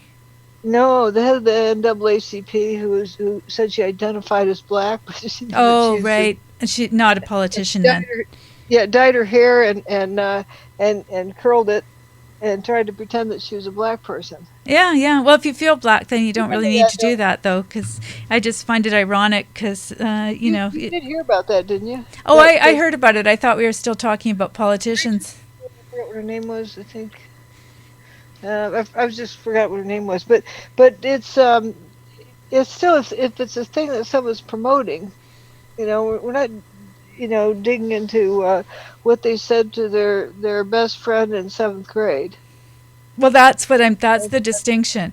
First of all, if a person is in public life, unfortunately, they, even if you're a stage actor, the reason that you can have a critic come forward and make, put something in the paper without being slandered or calling it slander, I should say, is because you've put yourself on the stage and the critic is allowed to critique you. It's whether or not you put yourself there, you are there. You are there, and my background being theater, I was taught a lot about that, not to be a wimp. It's you might get a bad review. it's just you up there on the stage, and you have to do whatever you do and make your own choices about what you do. But, you're putting yourself out. But well, not necessarily. I'm speaking for myself. When Stephen Jones outed my identity against my wishes, then I became a public person. And that was not my choice. I did not put myself out there. No, I'm not talking. I'm talking about people that have made a choice to become Right. actors. But I ended up there, Mm-hmm. and then people are trying to pick at things that have nothing to do with what I'm saying, and that's what they make various stories up, and it used to be that would identify them and their credibility, but it seems like we've gotten away from that. Like, for example, if somebody can't refute what I'm presenting, they say, "Oh, well, your cousin's uncle's brother is a whatever." What does that have to do with what happened at 9/11? And Mm-hmm. it's just distracting away from things Yeah, that well, are. it happens the other way too. There was a post that I saw about the fact that Anderson Cooper was crying over the situation in Haiti. I guess that happened a couple of months ago, but they were posting it. And I posted something about how the Haitians, there's no reason why that had to be the case. The money was stolen from them. Won't go into that too much, but tell the whole story, and the fact that it was an emotional response is not, and it's a way of distracting you from the fact that there is Right. I some see what you mean by the criminal. other way around. Yeah, it's things that distract you away from what the message is, just like with the rating somebody's text message to you, rather than taking the information in the text message. Mm-hmm. People used to be a whole lot more informative, and now it's all this spin and fluff and weird stuff. So there's no more meat left. Well, I guess it's difficult to read the background of and get your context. For me, even though I'm not a reader, I have a very difficult time with reading, and I put it out there because if there's anybody that has that problem, don't be ashamed. There's lots of really great ways to get around that. I've discovered that my computer will talk to me and that sort of thing. But when I say reading, I mean that I like to do my research and get background, as difficult as that can be for someone that's not really a reader. But there's no reason why we can't get read a book. I'm not talking about going to another website and getting more. I didn't follow the subject shift. How we went from I just didn't understand that. Just I'm talking about the text, and you were talking about how we're not really getting things we're not getting them for ourselves. Just about anything it's not based on real things. It's based on spin and how Spin. to market something rather than what is the real information here. That's what I was trying to say, is that read a book. What happened at 9/11? Here's the evidence of what happened at 9/11, and somebody wants to cover up the evidence. They're busy saying, "Well, you have shoes that don't match, or your dress, or something irrelevant to what happened at 9/11," and people have gotten so used to that's become commonplace now. Instead of reading your book, instead of going to the instead of understanding what the center message is, and it is really strange. Kind of like how the spin doctors are working on this bridge thing. I haven't studied it, but if the bridge is down, it's down. Somebody screwed up somewhere. One or more people messed up. If the bridge wasn't complete, why the heck do you have people driving under it or walking over it or whatever they're doing? So, now they're trying to spin it into sounding like something else rather than just dealing with the facts. Yeah, that's what it sounds like. And as you say, I haven't looked at it myself either, but it sounds to me, based on how things are getting, well, it's only spin. That's all you can say. Is the headline changes, and so all you can say is, "Oh, what happened since the last time I looked at the headline?" Because it looked as though it was, nobody could have predicted it. Now they could have predicted it. And then it's, they didn't have it finished. Now they say, we didn't really need that bit. It was finished. And so there has to be a reason behind that. I never know what it is because I don't think that way. But it'll come out. Somebody's trying to cover their butts. Well, the facts are they had a design approved to be built, and the engineers had signed off on a particular design. Until that particular design is complete, you shouldn't be messing with it. Having people go under it or over it or whatnot. You don't decide afterwards it didn't need that part. And I would say too that if you're having a meeting with the engineers and the school official, the university folks, and everybody's there, you don't just say that one person is responsible. If there's even a question, didn't we learn that from the Challenger? If there's even a question about whether the integrity is there, then you just assume that it's not safe. You got to err on the side of caution, I think, in that case. Maybe it was the failure was the same cause as the Challenger and the Columbia. O-rings? A politician engineering decision. Well, that's why I made the comparison earlier. I know it's hard to follow my train of thought, but it's there. I do. Yeah, it does seem like that could we'll have to see what the deal is. Like if somebody messed up with signing off on a drawing they hadn't reviewed, but yeah, politicians making engineering decisions is bad move. It truly is, and even worse is when you have a new group of people that are following exactly the same procedure of just saying, okay, well, let's just let it go. And I guess politics is a wide field because is it that they wanted to get it in under time, under budget, or did they, that's all political really when you think about it. What I'm seeing is more in general in life is things are becoming more and more of a spin game. Like so many of the majors, let's put engineering aside, but it may be getting affected now too. But various other disciplines, it always comes down to who can argue their issue, who can spin it best. And with the political world, that's what we see. It's all about spin. If everything becomes about spin, I wonder when it spills over into engineering in terms of excusing things and messing things up. Who knows? But this is the error with spin, is that you don't know what you're dealing with.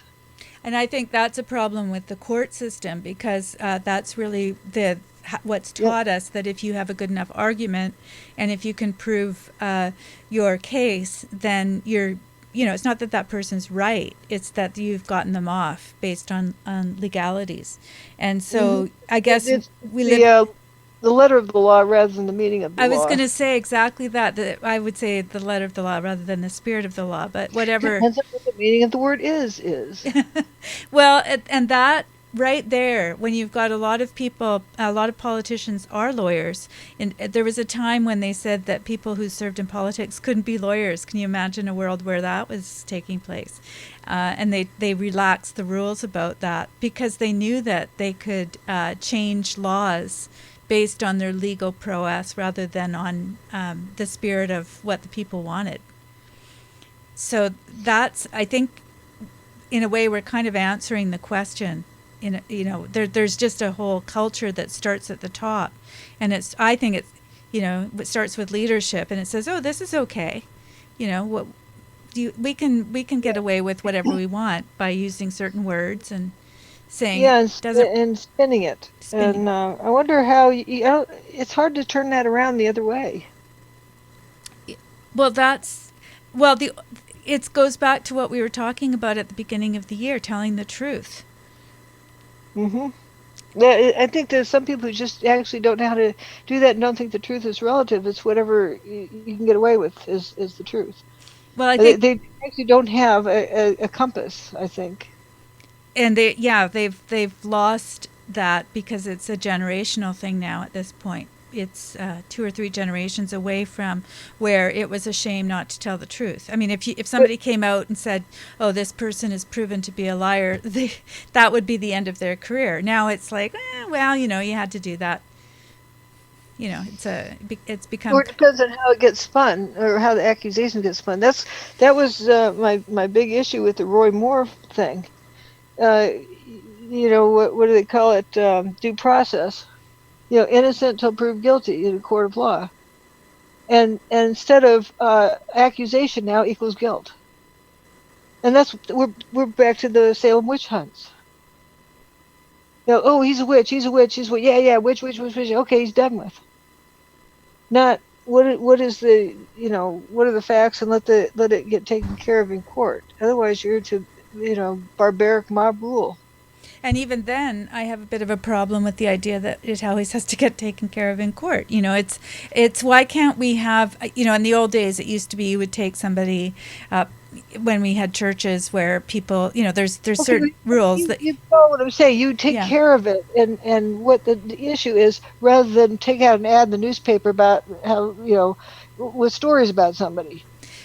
It's funny we're talking about this. This is a slight diversion, but I find it somewhat amusing. I was looking at my family history, and it goes, it's in England. We can go right back to the 10th century, and I found what is called a bastardry record, and it's this great long, thing that this guy had to sign, and I guess he'd gotten a woman pregnant. Her name was Mary Stanley, and they acknowledge her as part of the family line at that point. But they also have this person go up in front of the church and acknowledge, and it says how much they have to pay every month to Mary. The kid's still considered a bastard, and I'm sorry, but that's what they're called.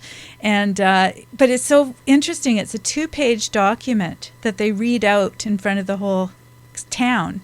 And I guess this is supposed to be a deterrent to having such a thing happen. But wasn't that Scarlet Letter business? The what? The Scarlet Letter is the same idea. Well, it's the opposite of that, because it's making the man responsible. It's instead of just hauling. I was kind of.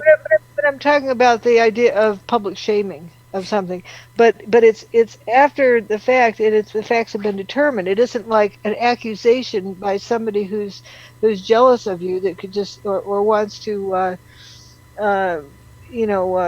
ruin your career. They can make an accusation, and then that's as good as facts. But what I find interesting about it is that it was completely done on telling the truth and owning up to it, because this guy actually had to step forward and he had to sign this thing. And then, this whole procedure takes place almost like a court case, only in the church.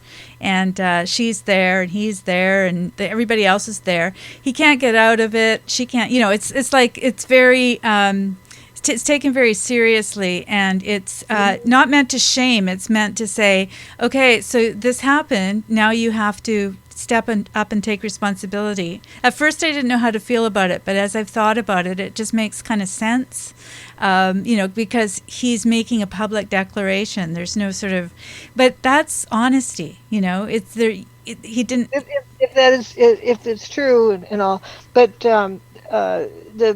this other business of why is there more of this game playing now? Is somebody who's a master of psychology and can spin anything, can talk anybody out of their billfold, gets pretty far. It's not about right and wrong. It's about how you can manipulate. And I think part of it, is also getting a boost from this Facebook era. And talking about with a Skype message, you're supposed to grade somebody's comment or make. What does that have to do with the facts? It's all about judging someone, and that's like this public opinion type judgment thing, rather than looking at the facts and just dealing with the facts of the matter. It's also quite lazy, because I did it today, I have to admit. I hardly ever go on Facebook, but because I was there, I saw that somebody was a grandma. What they've just infected Skype with, that type thing. That's the first time I've seen it. Well, I was suspicious of Skype. I have to say, I was using Skype in the 90s, and it was considered to be really, really sketchy.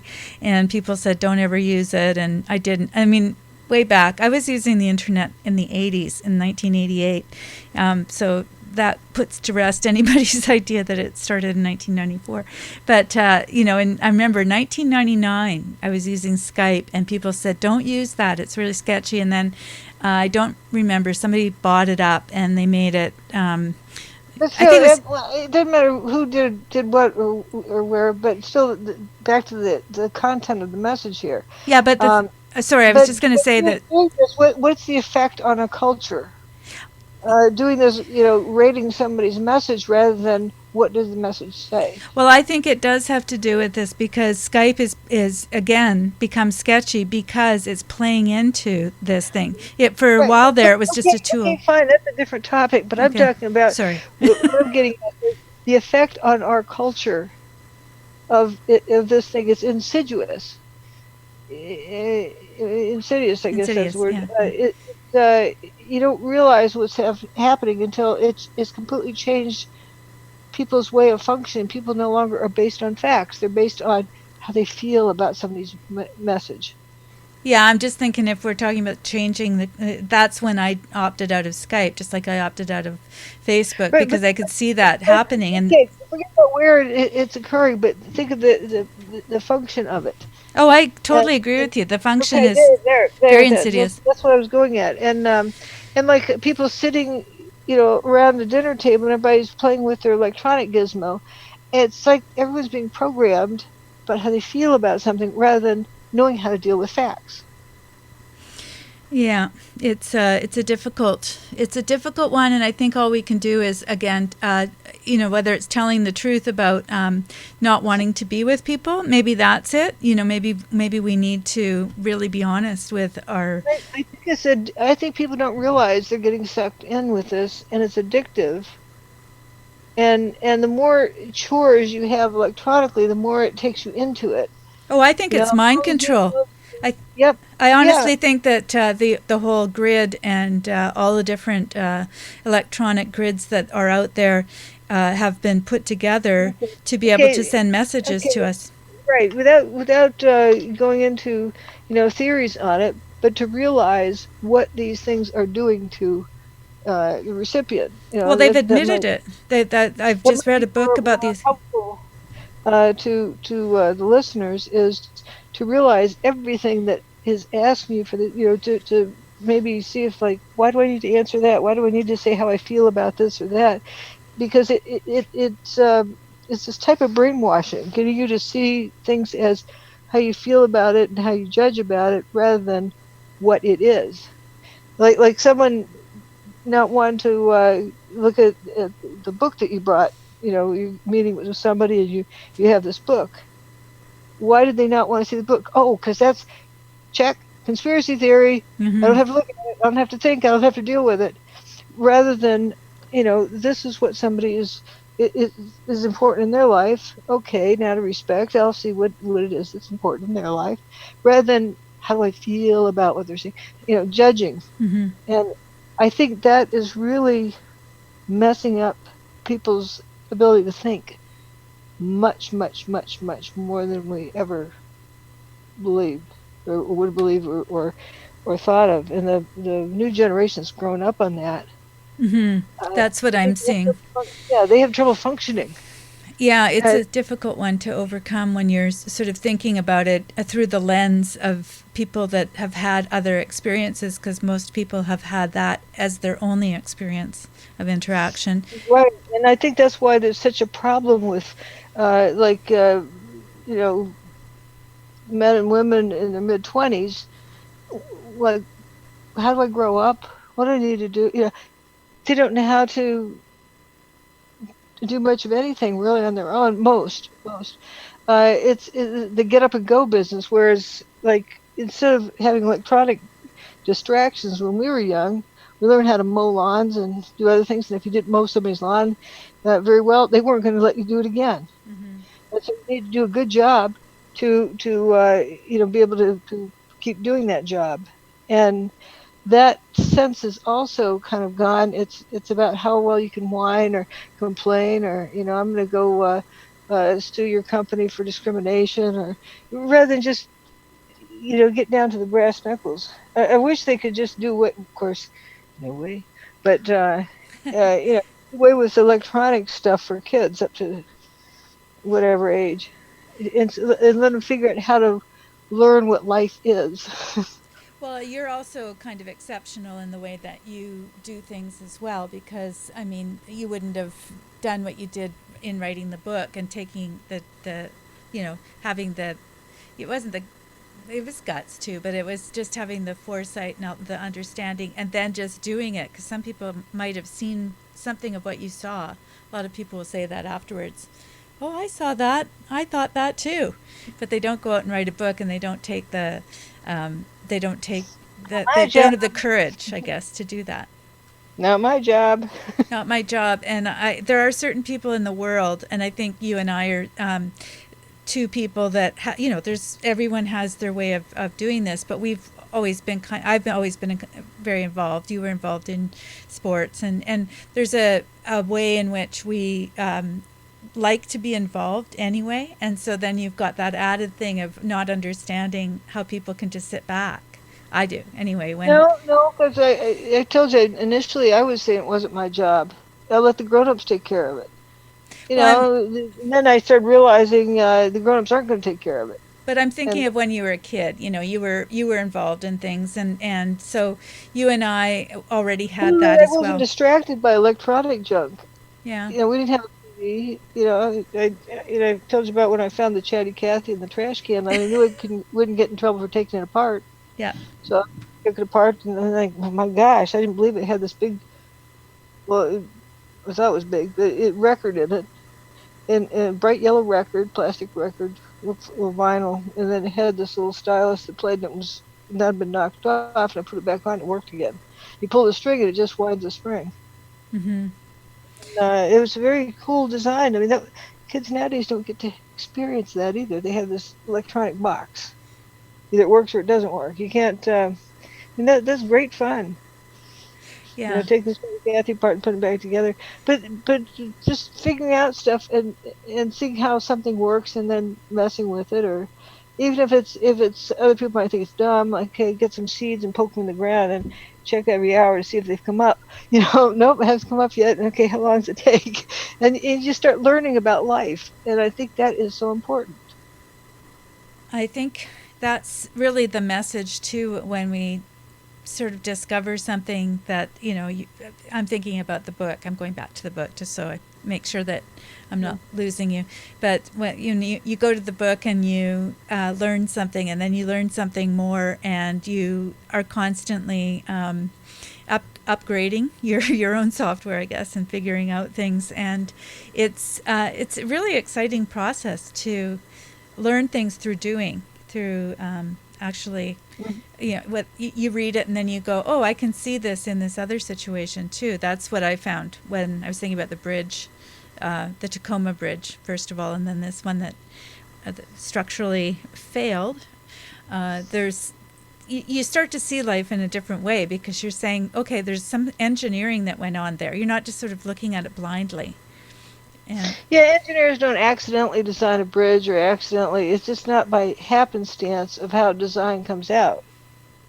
And if it falls down and goes flat, it means that somebody messed up. Yeah, for sure. They really messed up, and I mean, I just feel for the people that when you lose somebody that way, and you realize that it was over something really, really ignorant, and it makes me angry, because I think about loss of life under the pretense of trying to spare people's lives and keeping them safe. And then they do this just very stupid thing. So there are 6 people or more that are no longer with us as a result of that. And, that's kind of thing I look at. This isn't just sort of a whoopsie, the bridge fell down. The space shuttle Columbia. The same thing when they had a damage on the wing. I mean, if it has a hole in the wing, you know that they're dead if they start to go through deorbit. Mm-hmm. And then so it's certain death. So why not check? Well, they deliberately didn't want to check, so there wouldn't be a record of their having checked. They just decided to cross their fingers and hope for the best, and we'll go ahead and let them descend, and then not even tell the people on board. So it was just, it wasn't necessary. It didn't have to be that way. And I do remember the that they set up a care package to the space station. I call it a care package. Supplies, food, oxygen. Supplies for there. Why not just send it over to where direct over to where the space shuttle's in orbit, and let them have the supplies. That's yeah. I can't stress enough the issue of it's not about the answer. It's about how the chess pieces move around on the board. Right. Just noticing how things work, and that will be what saves us. Yeah. That for example, like this business of they even moved it to Skype. To message. You judge the message. You don't just look at the message, judge the message. So you're not taking in information, you're judging things. That's all it has you doing. And same with the TV, even though the soap opera story about porn stars or whatever. Why is energy being directed at that? That's what you should be asking. It's a distraction away from what do they not want us to see? Were you just listening? Were you listening to us? I just at the very end about you said something about a porn star, and it's like Oh, I this thought is you had this is soap opera. telepathy because trying to figure out her name, but I think it's like Stormy Daniels or something. I was just saying it's an IQ Oh, test it for me doesn't now. matter. Yeah, it doesn't matter. It's an IQ test. If you know her name, then you're watching the wrong show. Yeah, it's just like all this stuff that noise they have. They want you to follow the bouncing ball rather than think for yourself. That's the whole game, I think. Because if you follow the bouncing ball and just where's a summary of what's going on today, so you end up talking points list of what they want you to believe or distract you away from something, rather than knowing what it is that you know that you know that you know. That's important. Mm-hmm. I have that up on the screen, by the way. I made you a meme. Oh, And okay. no, well, it's not really a meme, it's just words, but know what it is that you know, Dr. Judy Wood. I was putting that on T-shirts, but I just make the T-shirts. They can, you can make your own T-shirt if you want to. But I just think it's a great way to introduce the subject. Yeah, it is. There's so much that people just assume, and they follow this whole, like soap opera story, and they don't know if any of it's true or not. And it's like, okay, it's just noise. But what are they trying to distract us with? It's somebody picks a story to put on the news. Why? Why that story? Mm-hmm. And so it's good to just get flavors from here, there, and everywhere. Like I heard just vaguely. I think I had a radio on briefly this morning, and I heard something about the bridge. That there was a pedestrian bridge down at, I guess, Florida Atlantic University. Yes. But I'm thinking if a bridge went down, somebody messed up. There's so many safety tick boxes, and one of those didn't get ticked off right. At Mm-hmm. least Mm-hmm. things like that don't happen accidentally. It's or with competency. But I'm wondering if competency has fallen by the wayside because we were so distracted with this rating system or whatever else they're doing. They're not thinking about the world anymore. Yeah, I find this one very, very hard to fathom because there were so many people that were involved in it. I can understand if it was one person that decided to go ahead with it, as some people will do, but the fact that a group of people would just make the decision without apparently looking into it any further than somebody came and made a presentation in which they said, we have a crack. We found a crack. Oh no, just go ahead. That's fine. We don't mind. I mean, Oh, it'll go away. It's probably cosmetic, so we won't worry about it because it's probably cosmetic. well, why would a guy even mention it? Why would they have a meeting beforehand to mention the crack if it weren't Yeah, important? yeah. It's like how are we going to spin this to cover it up, or who knows? But there's something haywire in the procedure that went off the rails. That's for sure. Yeah, it's well, I'm glad they've deemed it a homicide scene because I think what needs to happen is we need to have people being more Accountability. accountable, and when who knows what'll come of that, but I found that really interesting given our discussion today that people aren't accountable. That somebody, and especially in that particular area, that's where all of the other nefarious activities have been going on, coincidentally. Same area, Broward County. What other? That I was thinking. What first came to mind for me was the James Tracy character. Well, that He's was at Atlantic University. very close to where the school shootings were, and it was also Right. where it's Debbie Wasserman Schultz's district, and that's where they've had some strange deaths happening of people that have been investigating visas and that sort of thing. So, it's very Yeah, like somebody's trying strange. to hog the headlines of the news, or there's a there's plenty of stories. We'll see what the spin that comes out of it is. Yeah, Because they'll yeah. do it some way. I guess what I'm encouraging people to do, and what I was blathering on about while you were gone, was about being involved and watching these things and seeing, noticing things and seeing what they're. But you notice them, but no, don't watch other people's stories, because that doesn't help you learn to observe yourself. Or if you see a story happening, put your earplugs in immediately, then try to figure it out for yourself and what your interpretation is before you hear other people's interpretations. Yeah, that's a good idea. I like that. Just the watching. We used to do that all the time. Just turn the sound down on the TV and make up your. Yeah. you And know, doing it based on what you yourself knows, not what people are saying, or what you're hearing. Like on 9/11, you look at those buildings and they're turning to dust. But then you turn on the TV and they say, "Oh, collapse." Okay, collapse. Yeah, nod your head. Okay, you just uh-huh. follow the bouncing ball. And so, what the media doesn't have a very good track record right now. So don't worship it. Right. Yeah, look at images without words, and a variety enough so you know what the scene looks like. But I think everyone can figure it out, and they stop and contemplate that.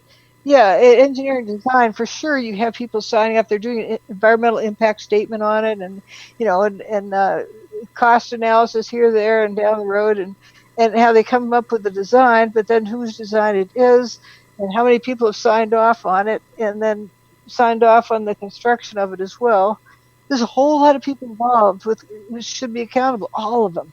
Well, particularly in this case, because the whole idea of that bridge was to keep the students safe, because apparently they'd had a fatality a few years ago, and Running across the road. yeah, they decided they needed a bridge to go over the road, and so the whole point of it was to keep the students safe. And the university was, I don't know if they funded it partially, but they were certainly involved in the design. And there was a member of the university at that meeting that morning that heard. So you look at all of the reasons for putting the bridge in the first place, and then the fact that they missed this very, very vital piece of information, or that they don't follow it up, and that makes. Well, something's cracking. There's a couple of problems already. That how I would present the thing about steel reinforced concrete, that it can take a licking and keep on ticking. Mm-hmm.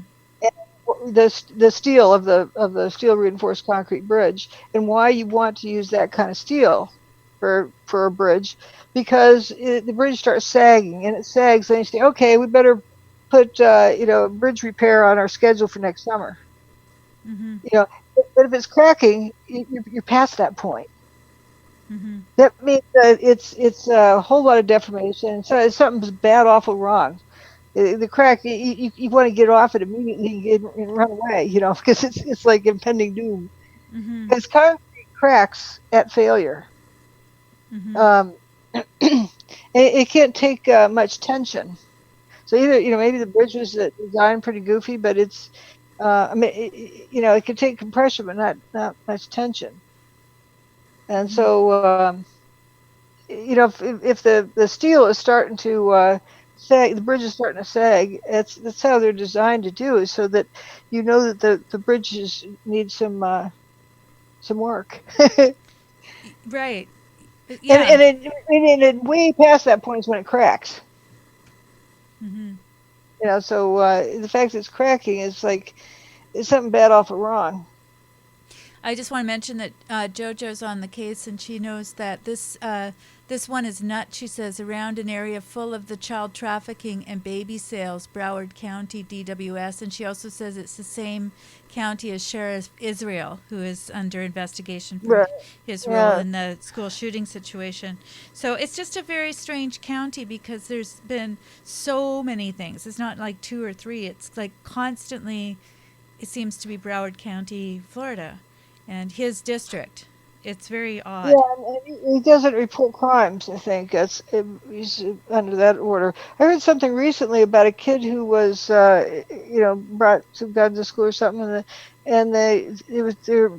I don't know where it was, around here or in Maryland or someplace. It wasn't down in Florida, and the police were called in, and a police report was made. I'm thinking, okay, they're violating, the Obama's rule about not reporting school, bad things kids do in school to the police. Hmm. And it's weird that the Department of Education has on their website that they don't want kids getting a police record. Mm. Who are, no matter what they do, and the school authorities aren't supposed to call the police. It's like Yeah. weird, weird. Yeah, things that make you go, it's, I guess these are the things, without jumping to conclusions. And I think that's really Yep, what this is a we really, felt weird. We felt weird. it's weird. And it's enough to say that. That's something that I've learned when, talking to you about things is that it's enough to just go, I noticed this and it seems weird to me.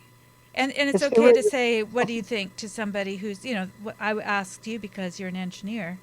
It seemed like a good question. it gets real hard to see it as accidental unless you have a whole slew of people along the line who are totally incompetent.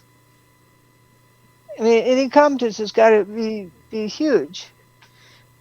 Um, What happens it's when it, we see a group of people who are without jumping to the conspiracy thought? I mean, but a conspiracy by its very nature is a group of people that have decided to do something and not tell anybody else. It could be a birthday no, to party. do something illegal.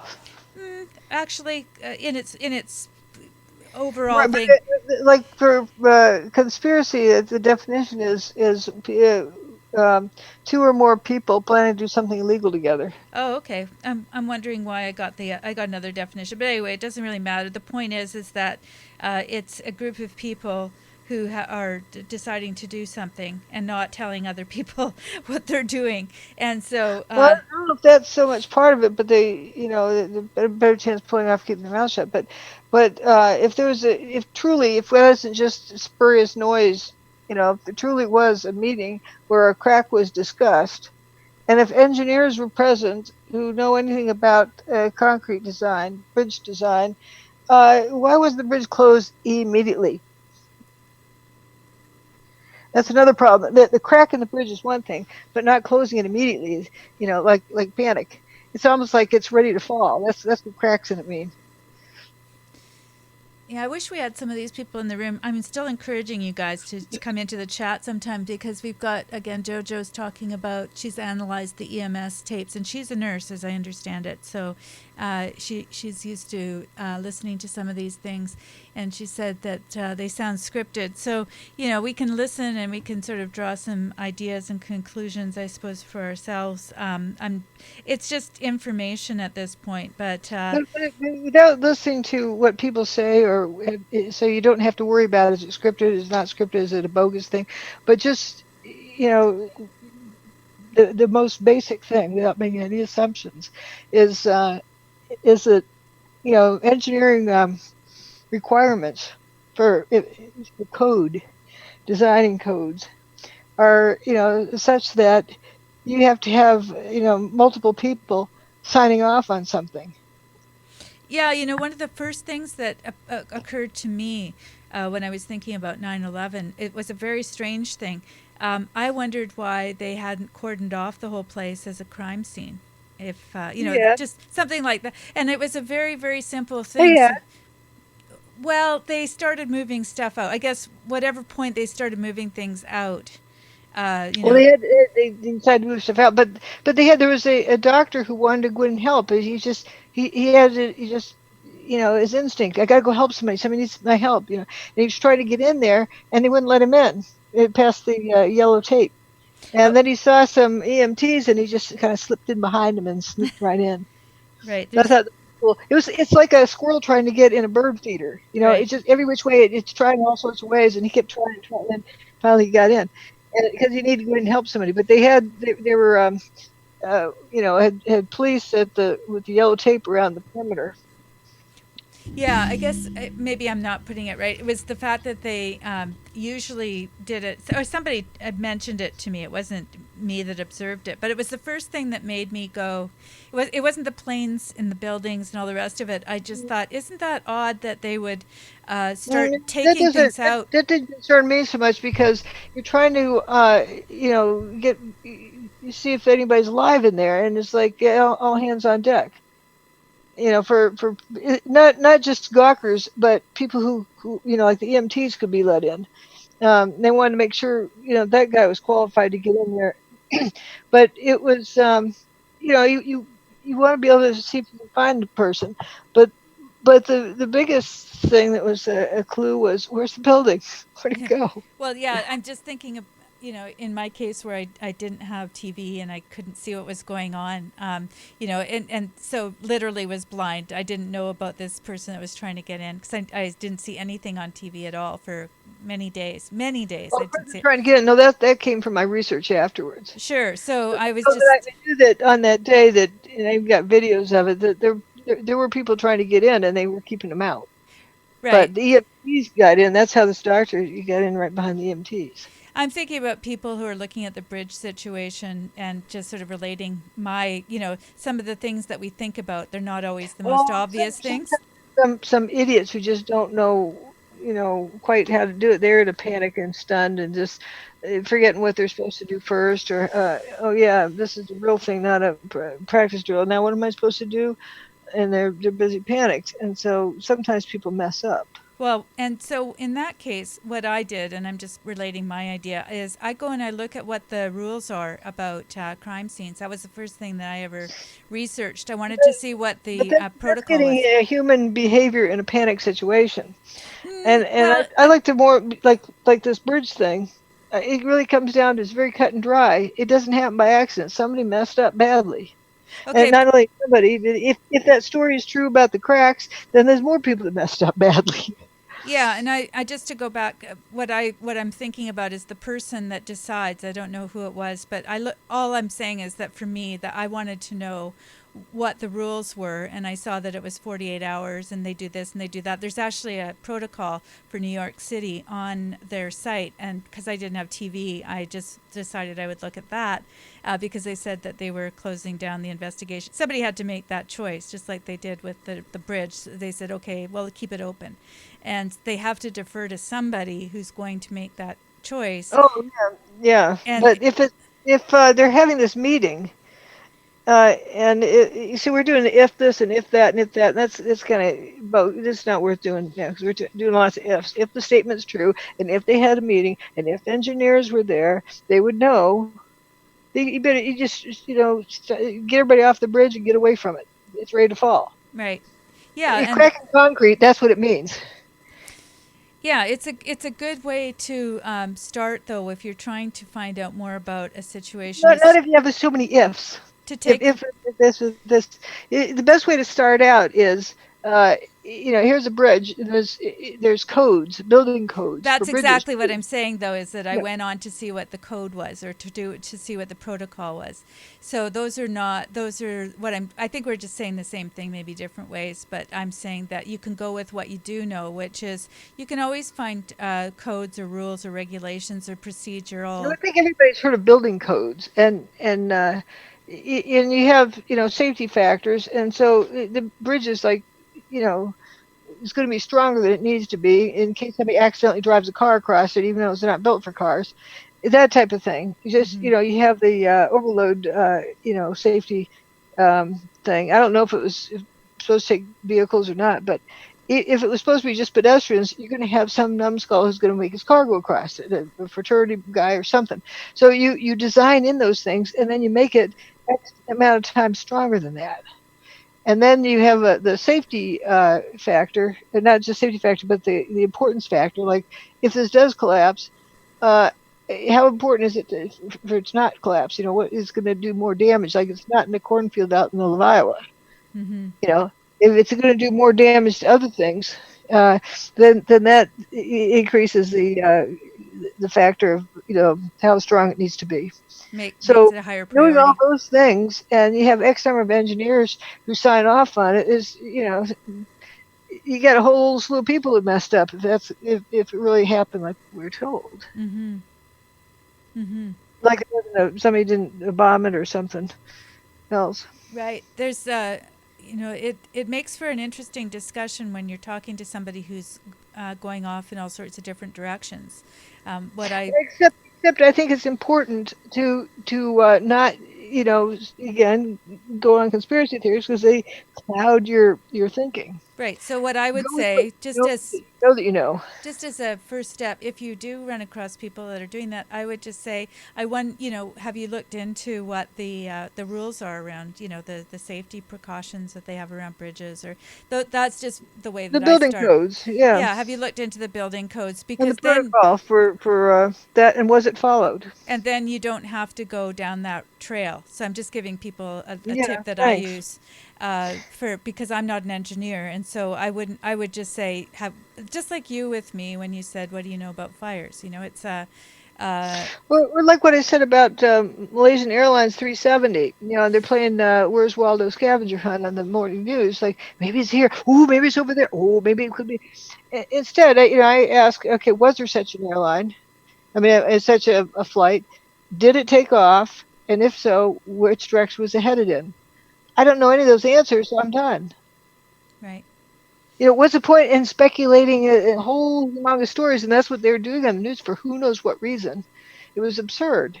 Well, that's what I like about the discussions that we have on Saturdays, because we're basically taking things out of the news and talking to the people in the audience about how to parse it and how to recover No one, from the you know, that PSYOP. It's not that anything is a PSYOP, but it's that people will have their opinions or ideas, and we kind of get sucked into that. Or even the mainstream media will tell us something, and the way that we look at it is to get our own information, so we know what we know. And going back, I have it on the screen because I keep reminding myself that I need to do that too.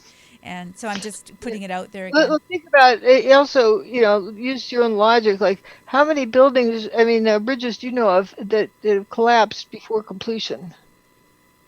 And then what were the conditions? Did they have people driving around underneath it? And, what kind of idiots do we have around the show?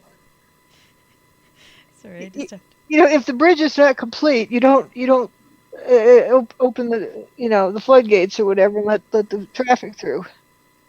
Precisely. And anybody, you don't have to be an engineer to know that there's certain protocols that you would want to have followed for safety. If that's the if nothing else, you didn't pick up some trash and somebody will trip over it and sue you for broken leg. right. But you're gonna open up your bridge that has a crack in it, and that's another one. By the way, for people in the audience, and I often will say this to people: do you know that buildings have burned for a month before, and they don't come down? I mean, they're so just to open up the conversation to people. So even if there's still planes smashed into the building, I just bypass Well, that. they could, but once it gets dark, if you see it glowing, that's a different scenario than what we saw in Manhattan. Sure, Manhattan, it got dark. You didn't have a glowing light. You just had flashlights. just from the research I did, though, before I read your book, I discovered that there had not been a building that had come down That's because one of of the fire. talking points of the truthers. They like to spiel it up, but that doesn't really indicate anything. Is what design is that, and it's a whole lot more to it. Sure. That it is possible if you had a rip-roaring fire on one side of the building that caused a weakness of the steel columns, and they bent over and the thing flopped over inside, but that's what happened. And Also, if it was that much of a rip roaring fire, why didn't anybody see it? and just as an engineer, and whether we're talking about this or any other building that goes down, uh, it would take longer than I would say an hour. An hour.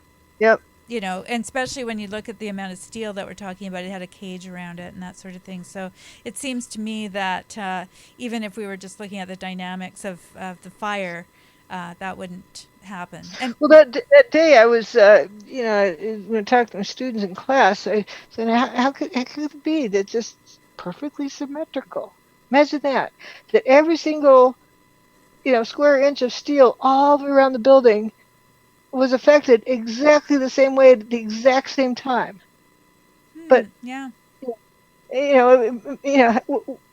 How's that? That's kind of weird, isn't it? Yeah. The damage is asymmetrical, but there's nothing symmetrical about the building internally. That's such a good opener when I'm just thinking about how I've started conversations with people in a very sound way, and it's not intimidating at all because we can look at other situations where there've been, like I started with the Empire State Building actually from the 1935, I think it was Well, crashed. they'll say, oh, different design and all that, but the idea if you have the steel structure and it goes basically straight down in the North Tower.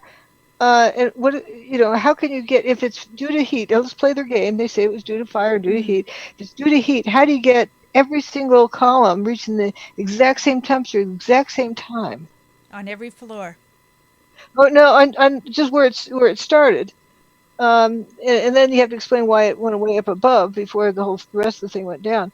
But if you have damage on one side and that supposedly caused it, then it's going to tip over. See, this is what I love about you is that you will keep me focused on that one little area, and I'm thinking about the whole building coming down, and you're still, you just have this What great started it focus. was that top chunk shrunk up before the rest of it went away.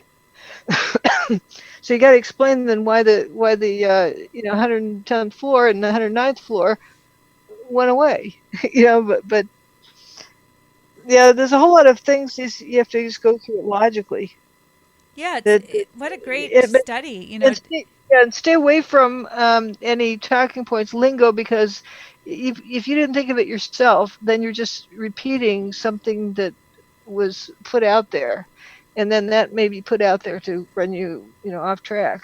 Yeah, so that's what I do is I go, this is interesting to me, and then I go do my own research, but then I come back to, things that they're saying, and then, you have to have a certain amount of discrimination and understanding. You can't be researching every single story, but if something strikes you as needing more information, I'm just encouraging people Too to. busy to doing other stuff to look into this, but already, I just rule of thumb, without knowing any of the details, for a bridge why is it open and it hasn't been completed? Assuming you're honest about that. But just, engineers have checkers who check the checkers who check the checkers, and there's a whole slew of things and they have codes and stuff that need to be approved. So a bridge that comes apart, it shouldn't be open. If it's not finished, it shouldn't be open. Jojo says, I guess you didn't hear the possible black box tape circulation yesterday. I don't know what that means, Jojo. I just wanted to mention, but I don't want to ignore you. So if you want to tell me more about that, I haven't heard much. You weren't here at the beginning, but we were just sort of saying, I didn't even know if Dr. Judy knew about the story. She did, but we don't have a lot of details. Only what we were reading. Yeah, just now, I assume such a bridge existed. I assume it was, new or whatever, So based on that, like I said, did Flight 370 even take off? Was there such a flight, and which way it was headed in? If you can't answer those, you may as well stop, because everything else is speculation. So that's what's important, to not spin your wheels on speculation, because that gets you mentally thinking you've solved a problem, but you're only solving an imaginary problem. And that's what's so fun about going through something that's actually in the news, because, and I think if in the summer it was the fires or whatever, and we sort of went through the same process, because it's the same process every time. Yeah, know what it is that you know that you know that you know. And I'm saying they're claiming a bridge will fall down, go boom, and that it was not quite finished or brand new, whatever the story is. Then somebody really, a whole bunch of people really messed up because it takes a whole lot of checkers who check checkers, and then the code checkers. Even where I live, I built a storage building out back. I get a building permit for that. And after it's finished, then the city inspectors come inspect it. Mm-hmm. Yeah, You know, well, this it's is what I find it's stunning is that you have to do that as a citizen, and yet you've yeah. got this public, possibly a public safety issue that just gets to go forward. Can you imagine them doing that with your backyard? Oh yeah, it's got a crack in it. Just go ahead. They would. Or even a chicken house, they probably require you to. That building's already here. I just remodeled it, but they probably require you to submit, building designs for that. And I'm But just thinking about that final process. If they found a crack in it, they would say you either have to take that apart and do it again, or you have to fix that to our specifications. yeah, this is a code violation or something like that. Yeah, You have to bring it up to code. yeah. So that's for chickens. Well, I mean, I'm talking about for any, for building something. It's if it violates the code, okay, you got to fix it and bring it up to code. Yeah. So I'm just emphasizing it again because I find that really a good example of how ludicrous this is that it was allowed to go Codes ahead. are made so that like 1 in a million, it still wouldn't, fail. Like you have to design the steel to be lot stronger than it needs to be, and in case there's some defect in it, and then the same with the concrete, the same with this, that, and the other, and then what damage would be caused if the thing fell. Well, we don't want it to fall, so it better be even more stronger. It's and then there's all sorts of checkers who check checkers. Mm-hmm. One of the things about concrete, also, in case somebody's going to say it was defective concrete. See, I haven't looked at any of this stuff, and I don't need to, but to explain this, in case they come up with that story later, the way concrete is tested is every batch is different depending on the humidity of the day, the temperature, and the barometric pressure. A whole bunch of stuff can vary. So what they do when they pour concrete, they pour some into a big tube, and then they go test and it sits and it cures with the bridge or whatever concrete Mm-hmm. that's curing, and then they take that to the lab and test it. Mm-hmm. Interesting. So it's out of the same batch of concrete, it cured under the same environmental conditions. Hmm. So if somebody says, oh, they sent us defective concrete from the concrete truck, that won't fly. Right. Because they should have already been testing it before they opened the bridge. I love these sorts of details. There's something about it, I'm just so curious about how things work. But of course, there would be testing that's done, and that I had never even considered. But most people probably wouldn't know that about the actual concrete itself is unique. Each pouring of the concrete is unique. Like how long has it been sitting in the truck on the drive over? Those trucks where it's turning, rotating them back. Is it waited to too many traffic jams, or is it starting to set up, or in case there's something defective about the concrete, and also the way it cures. Maybe we had a downpour accident at the wrong time or something, but they've cured this tube or several tubes. Big, like imagine those big paper rolls that are like a couple of feet in diameter. Yeah. Yeah, those kind of look like columns. They fill those up with concrete and let it cure with the bridge. Hmm. And then after they think it's cured, they go test it. Wow, see, if the news journalists were doing their job. See, I think this is why I wanted to be a journalist, because I'd come and I'd interview you and I'd find out this information and I'd tell the story, and I'd sort of say that it's, just give it as a fact. You don't need to make a comment on it. But that, in a certain way, my job has always been a little bit like what you're saying is you don't make assumptions. You try not to have bias. You try just to give the facts. It's very difficult. But you look at what you know that you know, and so okay, they don't have an excuse for the concrete cracking if they can't say it's a bad batch because they would have tested it or they should Right. have So tested. in my world, that I would say that and let people draw their own conclusions, but put it in there as a piece of evidence or information, Yep. so Yep. that you could, so that. And it used to be that way that journalists would do these stories that you could kind of look at, talk to your husband across the table or whatever it was that you were doing, and say, oh well, this is weird, this is interesting, and you could actually have a discussion based on the facts instead of this kind of uh, pap Storytelling than storytelling. discussing your imaginary stories. And often politics will come into it. Bias. That's what drives me crazy as a journalist, because I just go, these people are editorializing. That's Walter Cronkite did not sit there and editorialize No, on you have everything. to first determine what happened.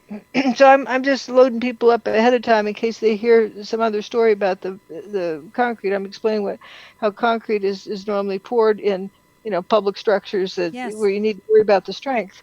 That because of all the variables in it. You know how the cement truck, maybe it was caught in a traffic jam behind a car wreck or something, and you want to know that what the properties are once it gets there. That if it got there too late and it's already starting to set up, that you're going to have weaker concrete. You want to know that, but it Yeah, looks you. like it's okay, so you go ahead and pour it. But by pouring this test sample, or the several test samples they have, then they can. It's as though they tested the bridge itself because they tested that same concrete. So that's another safety thing that gets done. And then as well as for the design of the bridge, that's for the manufacturing, but for the design of the bridge, you have checkers. You check the checkers who and that was what didn't get done in that Hyatt Regency thing in Kansas City where the walkway collapsed because the engineer had the right idea, but then the draftsman drew it up wrong. But the engineer never checked the drawing. Right. Jojo, I think actually we talked about this. I think her brother and you might have gone to school together, but she says her brother is he's an engineer and from tech and worked on composite materials, and he always said bridges don't just fall. And she also says every building code is made to withstand circumstances well beyond normal conditions. So those are two Yep. very, those are things that we can know that we know. I mean, Yeah, that's like you well over design it. Like it's designed for pedestrians to walk across it, but some numbskull is going to be driving his car across. You don't want that to, him to break the bridge and collapse and all that.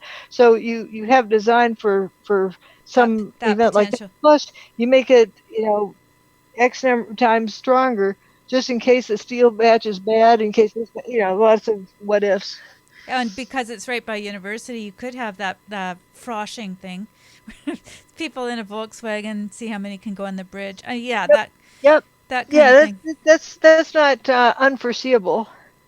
That's just like the towers were built assuming there was going to be an airplane, strong enough for an airplane to not topple it over. Yeah, that whole documentary is really fascinating. If anyone gets a chance to look at that, not that I wasn't. I was just saying in the documentary there was a person before anything ever happened to the Twin Towers. I think it was in the 80s. They said, "Oh, it's amazing how they've built it to withstand from this and that and the other thing," and it's interesting to watch because they're verifying everything that you might think yourself. That. Don't you think that it would withstand? Apparently, hurricane winds up to 150 miles an hour. Yeah, especially being right there on the Atlantic coast in Hurricane Alley. I mean, but the other thing, like I say about bridges, they're built with uh, not brittle, but steel that can take a lot of take a licking and keep on ticking, Mm-hmm. take a lot of deformation. And so if your bridge starts sagging, then you're in trouble, but you still have time to drive off the bridge.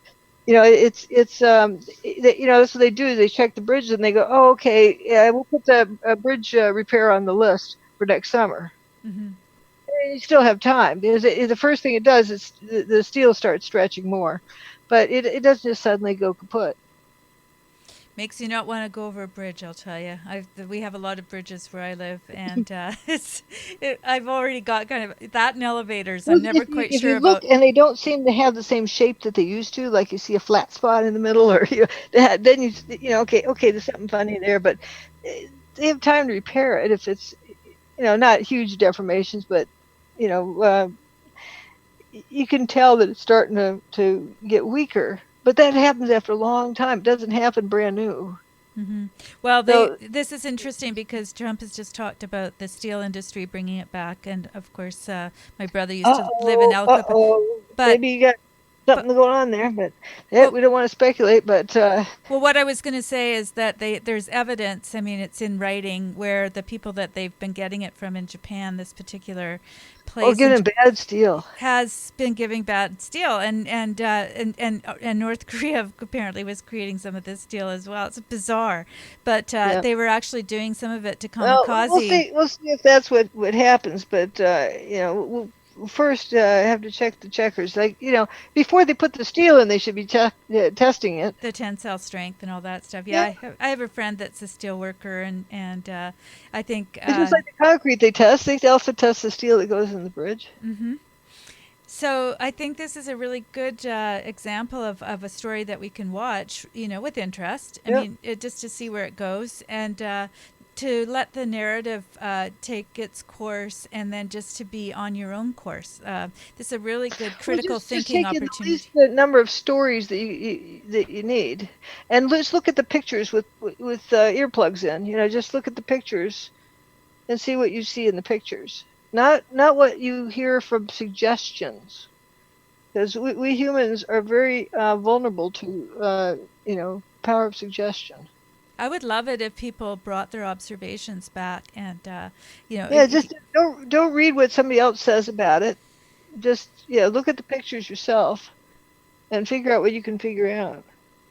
yeah, and it's not a right or wrong thing. It's just noticing. I think that's what I love to do, is just to see things differently than I saw them before. You notice something now that you didn't notice then, and when you keep looking, you're bound to find something, like, even if it's like a shoe that you didn't see before. And it's partly being a photographer too.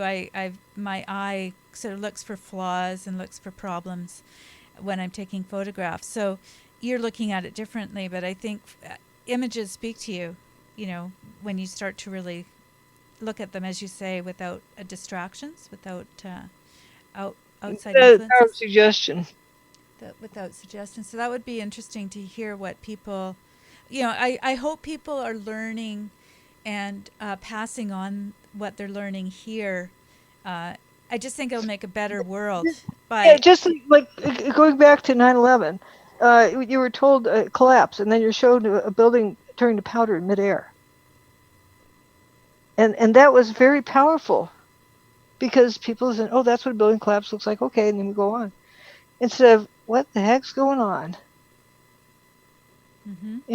Building turned to powder in midair. What can possibly cause that? Mm-hmm. And like the person I know who was in France at the time, watched it on the TV there, and they didn't have English subtitles, and this person doesn't know French, and so they saw it the same way. They're like, "What's going on? It's building turned to powder." He didn't hear collapse in French. He wasn't being led, and he came up with he saw that the building turned to powder. Mm-hmm. But your ears and the suggestions that are fed in are very powerful. Yes. Yes. Yeah, this is so interesting. I find the whole process great because it applies to everything in your life, and it becomes a really great learning experience to just not jump to conclusions all the time, because you realize how much you do it when you start noticing that there's another way. And it isn't about the answer. It's about the process, knowing what it is that you know that you know. Well, this is what we've If been you don't taught in know the whole school, though. story, that's fine. Be comfortable in that, but just up to what you do know. That's good. Well, I think those people that were good in school, where the process was about that, the first person that got the answer, the fastest, The ones that got rewarded. It was all about getting the color in the dot and the yeah. answer key. think she as Here's your fast as you treat. can. Here you go. Have a treat. It's sort of dog training. Yep. It's the same kind of thing. And They so don't know how to those. think. I know somebody got double 800s on the SAT test. That was only the two parts then, and they couldn't think of anything practical. They couldn't think. They couldn't function. They just knew how to take tests. And I think that my bringing that up had to do with when we're talking to people, often it's those people who did really well in school and consider themselves to be quite intelligent, and they may very well be, but they're not able to think critically most of the time. And it's, they are going to go to this right, wrong thing. And then it's this idea that they're, if they're wrong, they get embarrassed. And I just don't understand that myself, because I've always been one that kind of learns trial and error. And I think that is it's the way we do But learn. if you know what it is that you know, you can't go wrong.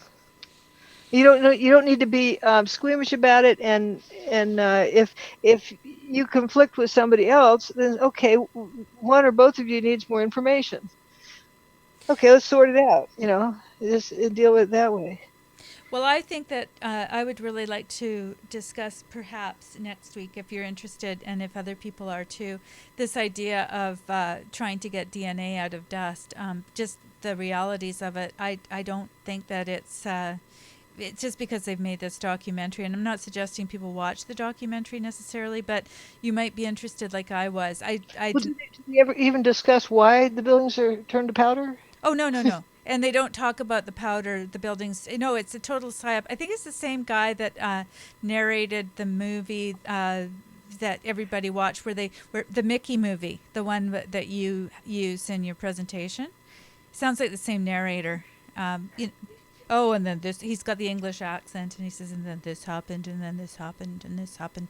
I don't remember that one. I don't know I can't think of what you're thinking of. Do you know the you have the one with Mickey talking about being in Stairwell B and existential? Oh, the Stairwell B, the survivors, the Miracle of Stairwell B. Yeah. There's a couple of those types of films, and I think a couple of those clips are taken from the film I'm thinking of, and I don't know the name of it, but I think it is Miracles of 9/11. Miracle of Stairwell B is the ones that... Right. And so this is Secrets of 9/11. It's the same kind of thing, but I think it's the same guy who's doing the narration, and he's got this way of avoiding any, like they show Ground Zero with nothing there, and they just bypass it, and you just go, did you not notice? Like, he's actually... There's some really interesting footage in there that I haven't seen. It's interesting. I think radio, mainstream radio people, as well as TV people, but the radio people especially, because they have to talk a lot. They can't say, "Oh, I'm interviewing this person," but they know just how much they can say and how to step over something. Oh, he does such a good job. Some can do it better than others without being dishonest. They just walk around a topic, just step over it and... That's why I think it's interesting for people to watch, because when I watched that, so many things jumped out. Because if you look at it, even without this guy narrating, you say, well, how can another person not notice that there's nothing left of those buildings? Because they are showing them, and they're showing them turning to dust. Because you're not told to think about that. No, and it's funny because now, many, many years later, people still aren't. So what if you have an opportunity? I think it's called The Secrets of 9/11. It's on Netflix. I saw it on YouTube, actually. So it's from 2014, so it's gone into the public domain. Of course, they let that go on YouTube, but they won't let me do a little clip of the buildings justifying. But anyway, it is what it is, and they have it on YouTube. So if you want to take a look at it, it's interesting, because they're suggesting that they're getting DNA from from various areas, from the bits and pieces that they collected. And I started to look at it and went, okay, I can see that they've got bits and pieces of people. But then they started to say, then we found this and we found that of all of these people, and I thought, that can't be. Well, I suppose you would think that maybe those body parts might have been available. Well, if they're dustified, then who knows what you've got, Yeah, I'm just curious what people would think about it, or am I being too hard on them? Because it's a bunch of people working, they've been working around the clock. Most people are they just go with the flow, and they don't realize that there's anything else. Like even I think I told you about that photographer who walked around the site saying, "Oh, look at that bunch of wire there. That proves it was an airplane that hit the building, because see, that wire had to be from the airplane." And they saw some tennis shoes. Oh, those had to be from the passengers, so that confirms there was an airplane. Mm-hmm. Everything he saw, he attributed to that. Not, shoes could have come out of an office window, or it could have come from anywhere.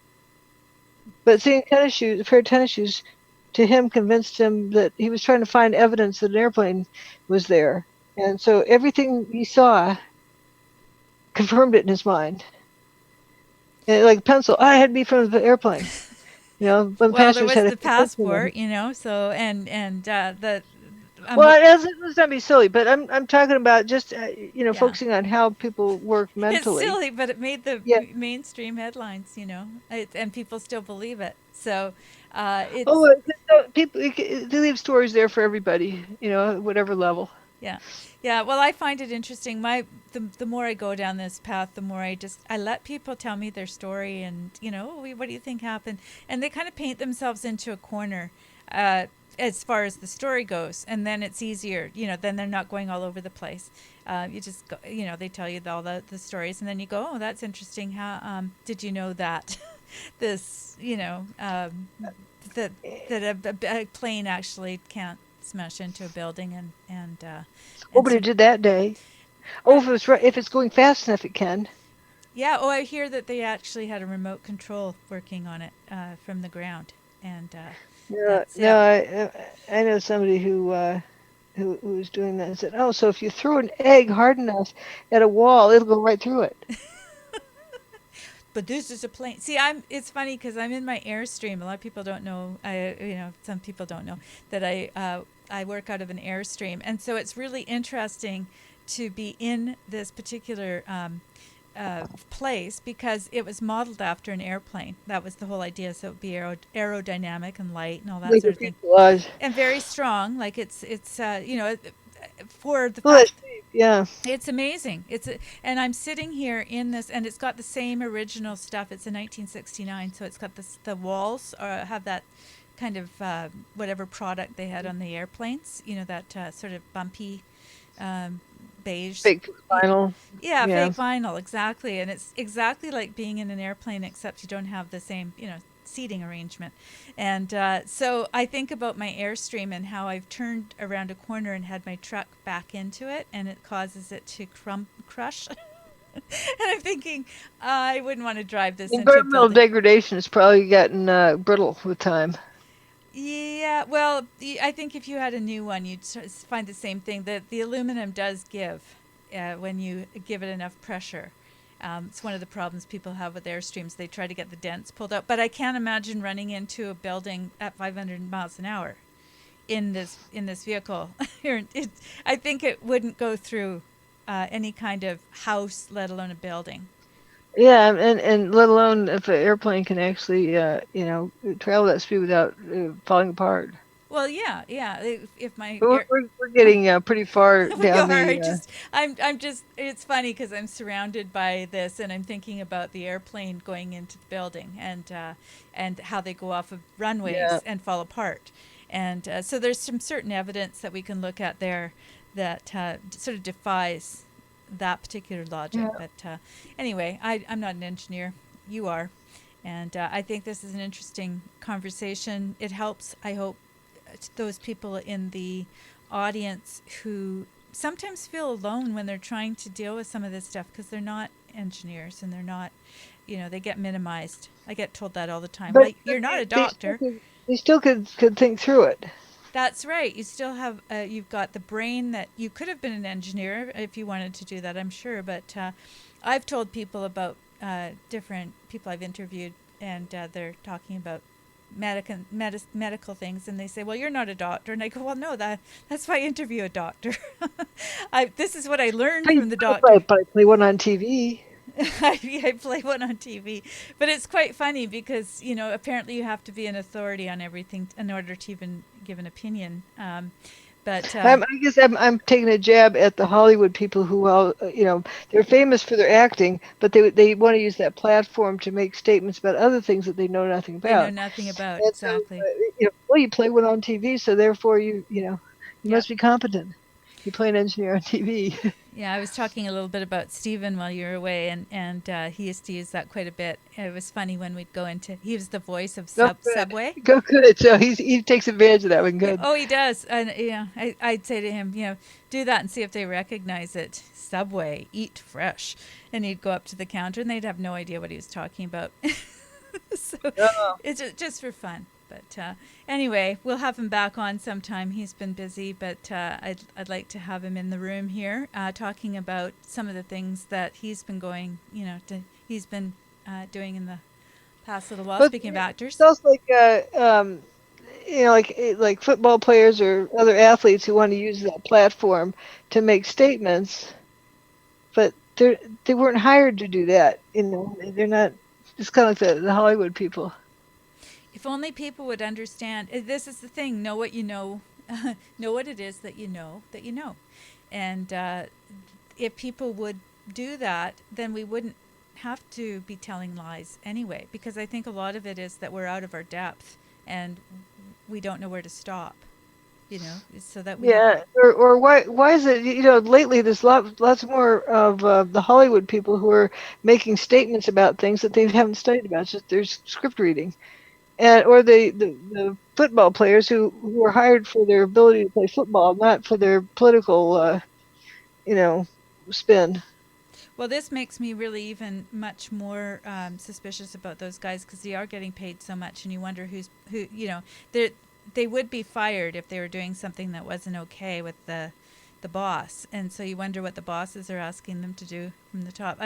Just another little suspicion of mine because you don't just decide to do something like kneeling on your own when you're making that kind of salary. Well, somebody gave me the idea from elsewhere, and then they all decided to do it together. I was reading something last night about was it 1969? Was it?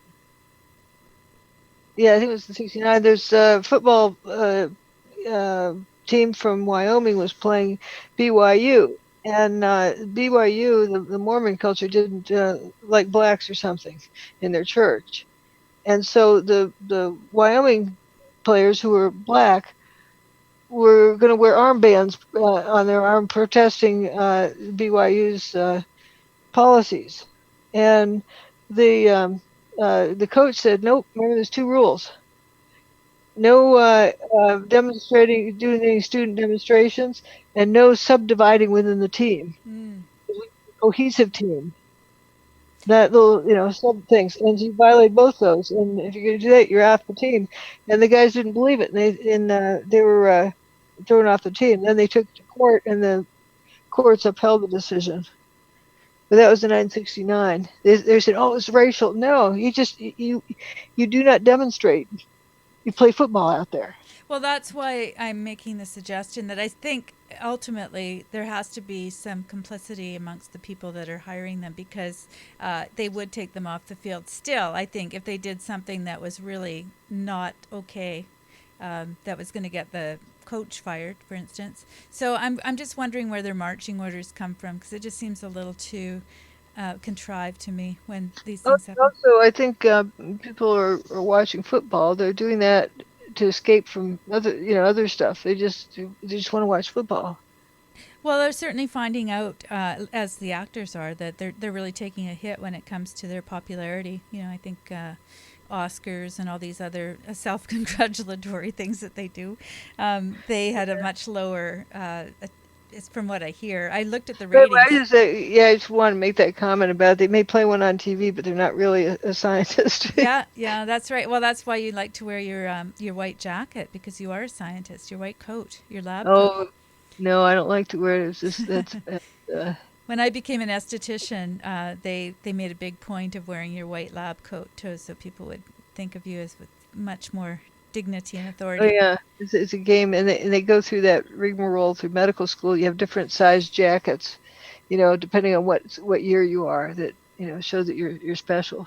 Oh, you have to wear the big. I wondered about Yeah, that. they This. started with this just like waist length one for the low lives, and then they get longer as they go. Oh, I see. It's all, yeah, interesting. I can see that now.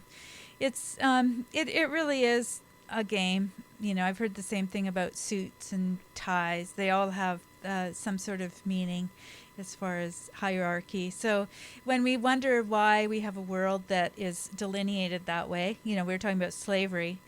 It's no surprise. All of us play into that to some extent if we're having to wear certain clothing to work and Yeah. But have everybody go check on if they have the inkling to on white slavery. There's plenty of white slavery in this country, and why I really wonder. That's another thing that's obviously inserted in there is the chip on the shoulder that the black people are supposed to wear, victimhood. Well, I'll give a nod to it's St. Patty's Day today, so I'll give a Well, nod to all yeah, the Irish because a lot of them were escaping right. slavery and they had to hang out in a jail before they even got a chance to get on a ship to get out of But there. there's also slavery, and wasn't it supposedly the war that shut off slavery? Oh yeah, The war yeah, that was against it. the supposed reason. Either that or Yeah, they were. and weren't those white people who were fighting the war? So shouldn't the black people be thankful? I mean, you can go on and on and on. You go, tit for tat, but Yeah, it's well, you know, the North won and the South was still ticked off, and you know, it's like they've well, it gets fed for some reason. But we have a life in this world, and this is the world we have, and so let's live it. That's right, and at least let's be a voice of truth and of not going overboard when we are speculating. You know, we need to draw that back and just go, oh, I noticed that I'm speculating because you know we all do it. Maybe you don't, but I'm going to speak for myself. No, it did some. I said, "Ooh, isn't that interesting?" Oh, yeah, have some fun with the steel from China business. But that still doesn't excuse the. I still go back to somebody should have checked it. Yep. Well, have fun this week, you guys, with your friends and family discussing bridges and such, because now you have it on great authority from an actual engineer that was not how things were supposed to play out with that bridge. And so I'll be curious to see how the narrative changes between now and next week. And I think there's going to be a lot of I'd probably turn into a developments. Where's Waldo scavenger hunt. Well, you know, if you've got nothing better to do with your time, then go out there and participate with those guys and some people do go to work and they stand around the water cooler still, and I can't imagine how that is for people that are having to listen to all this rigmarole all the time. So maybe you can help change the narrative. Take Dr. Judy's book to work with you. Okay, it's Take Dr. Judy's Book to Work Week, and we will designate that. Put it out on a table and change the narrative so you don't have to get sucked into all that water cooler talk. Yeah, that would be fun. I don't know, you'd probably get dinged for that, eh? They'll find some way to get you for proselytizing at work, but it's a weird world. But hopefully you all have your book. If you don't, please go on to drjudywood.com and order yours. You can also get it on Amazon, but I do think that they're still doing the rentals there. They can actually get the book from you. Oh, I don't know if there's any rent. If ever been rented. That's just what Amazon does in order to put the real seller, push them down the hierarchy. Oh, okay. Sorry, how does that work? I It's a game. You have to look for the cheapest price, and that's sold by. You look for the new one, not the rentals or the used. I couldn't find it at all, but that's just me. Maybe that's a problem Yeah, with you have to my. go. They make it hard They sure do. because for a reason. Talk about Yes. shadow banding. Yeah. Well, be persistent, you guys. And if I still think that if you get it from Dr. Judy, you'll sign it, won't you? Or no, they get Well, shipped from somewhere yeah, else, I we'll guess. figure that out later. I don't know. Anyway, I'm sure that there's. I speak through the top of my head. I thought, yeah, no, of course, there, you wouldn't get them signed, but maybe they could send it to you. get it signed. Or maybe they could just say, But we'll deal with it later. Yeah, we can do a sticker and sign the sticker and send the sticker to you. That's what I was, that's what I recall now. You do a little, yes, just like a lot of authors do. But you can say that you've been in the audience, and maybe you'll say something special on the sticker. Anyway, ever the salesperson here, I'm just thinking about how great it would be for our audience to be rewarded for their... Okay, probably should wrap up the show soon. Yes. Hint, hint. Yes. Okay. Anyway, I'll just leave that with you 4 guys. hours, it's getting 3.5 hours. Oh, I know. I've got it going here 3:21, although you weren't here for part of it. Yeah. 15 minutes or so. But okay, thanks you guys for being Thanks. such a great audience. And if you have questions, then you can ask next week, and we'll be talking about other stuff as well. Meanwhile, watch for falling bridges. I'll leave you on that note. Okay, we'll talk to you soon. See ya. Okay, bye-bye. Bye.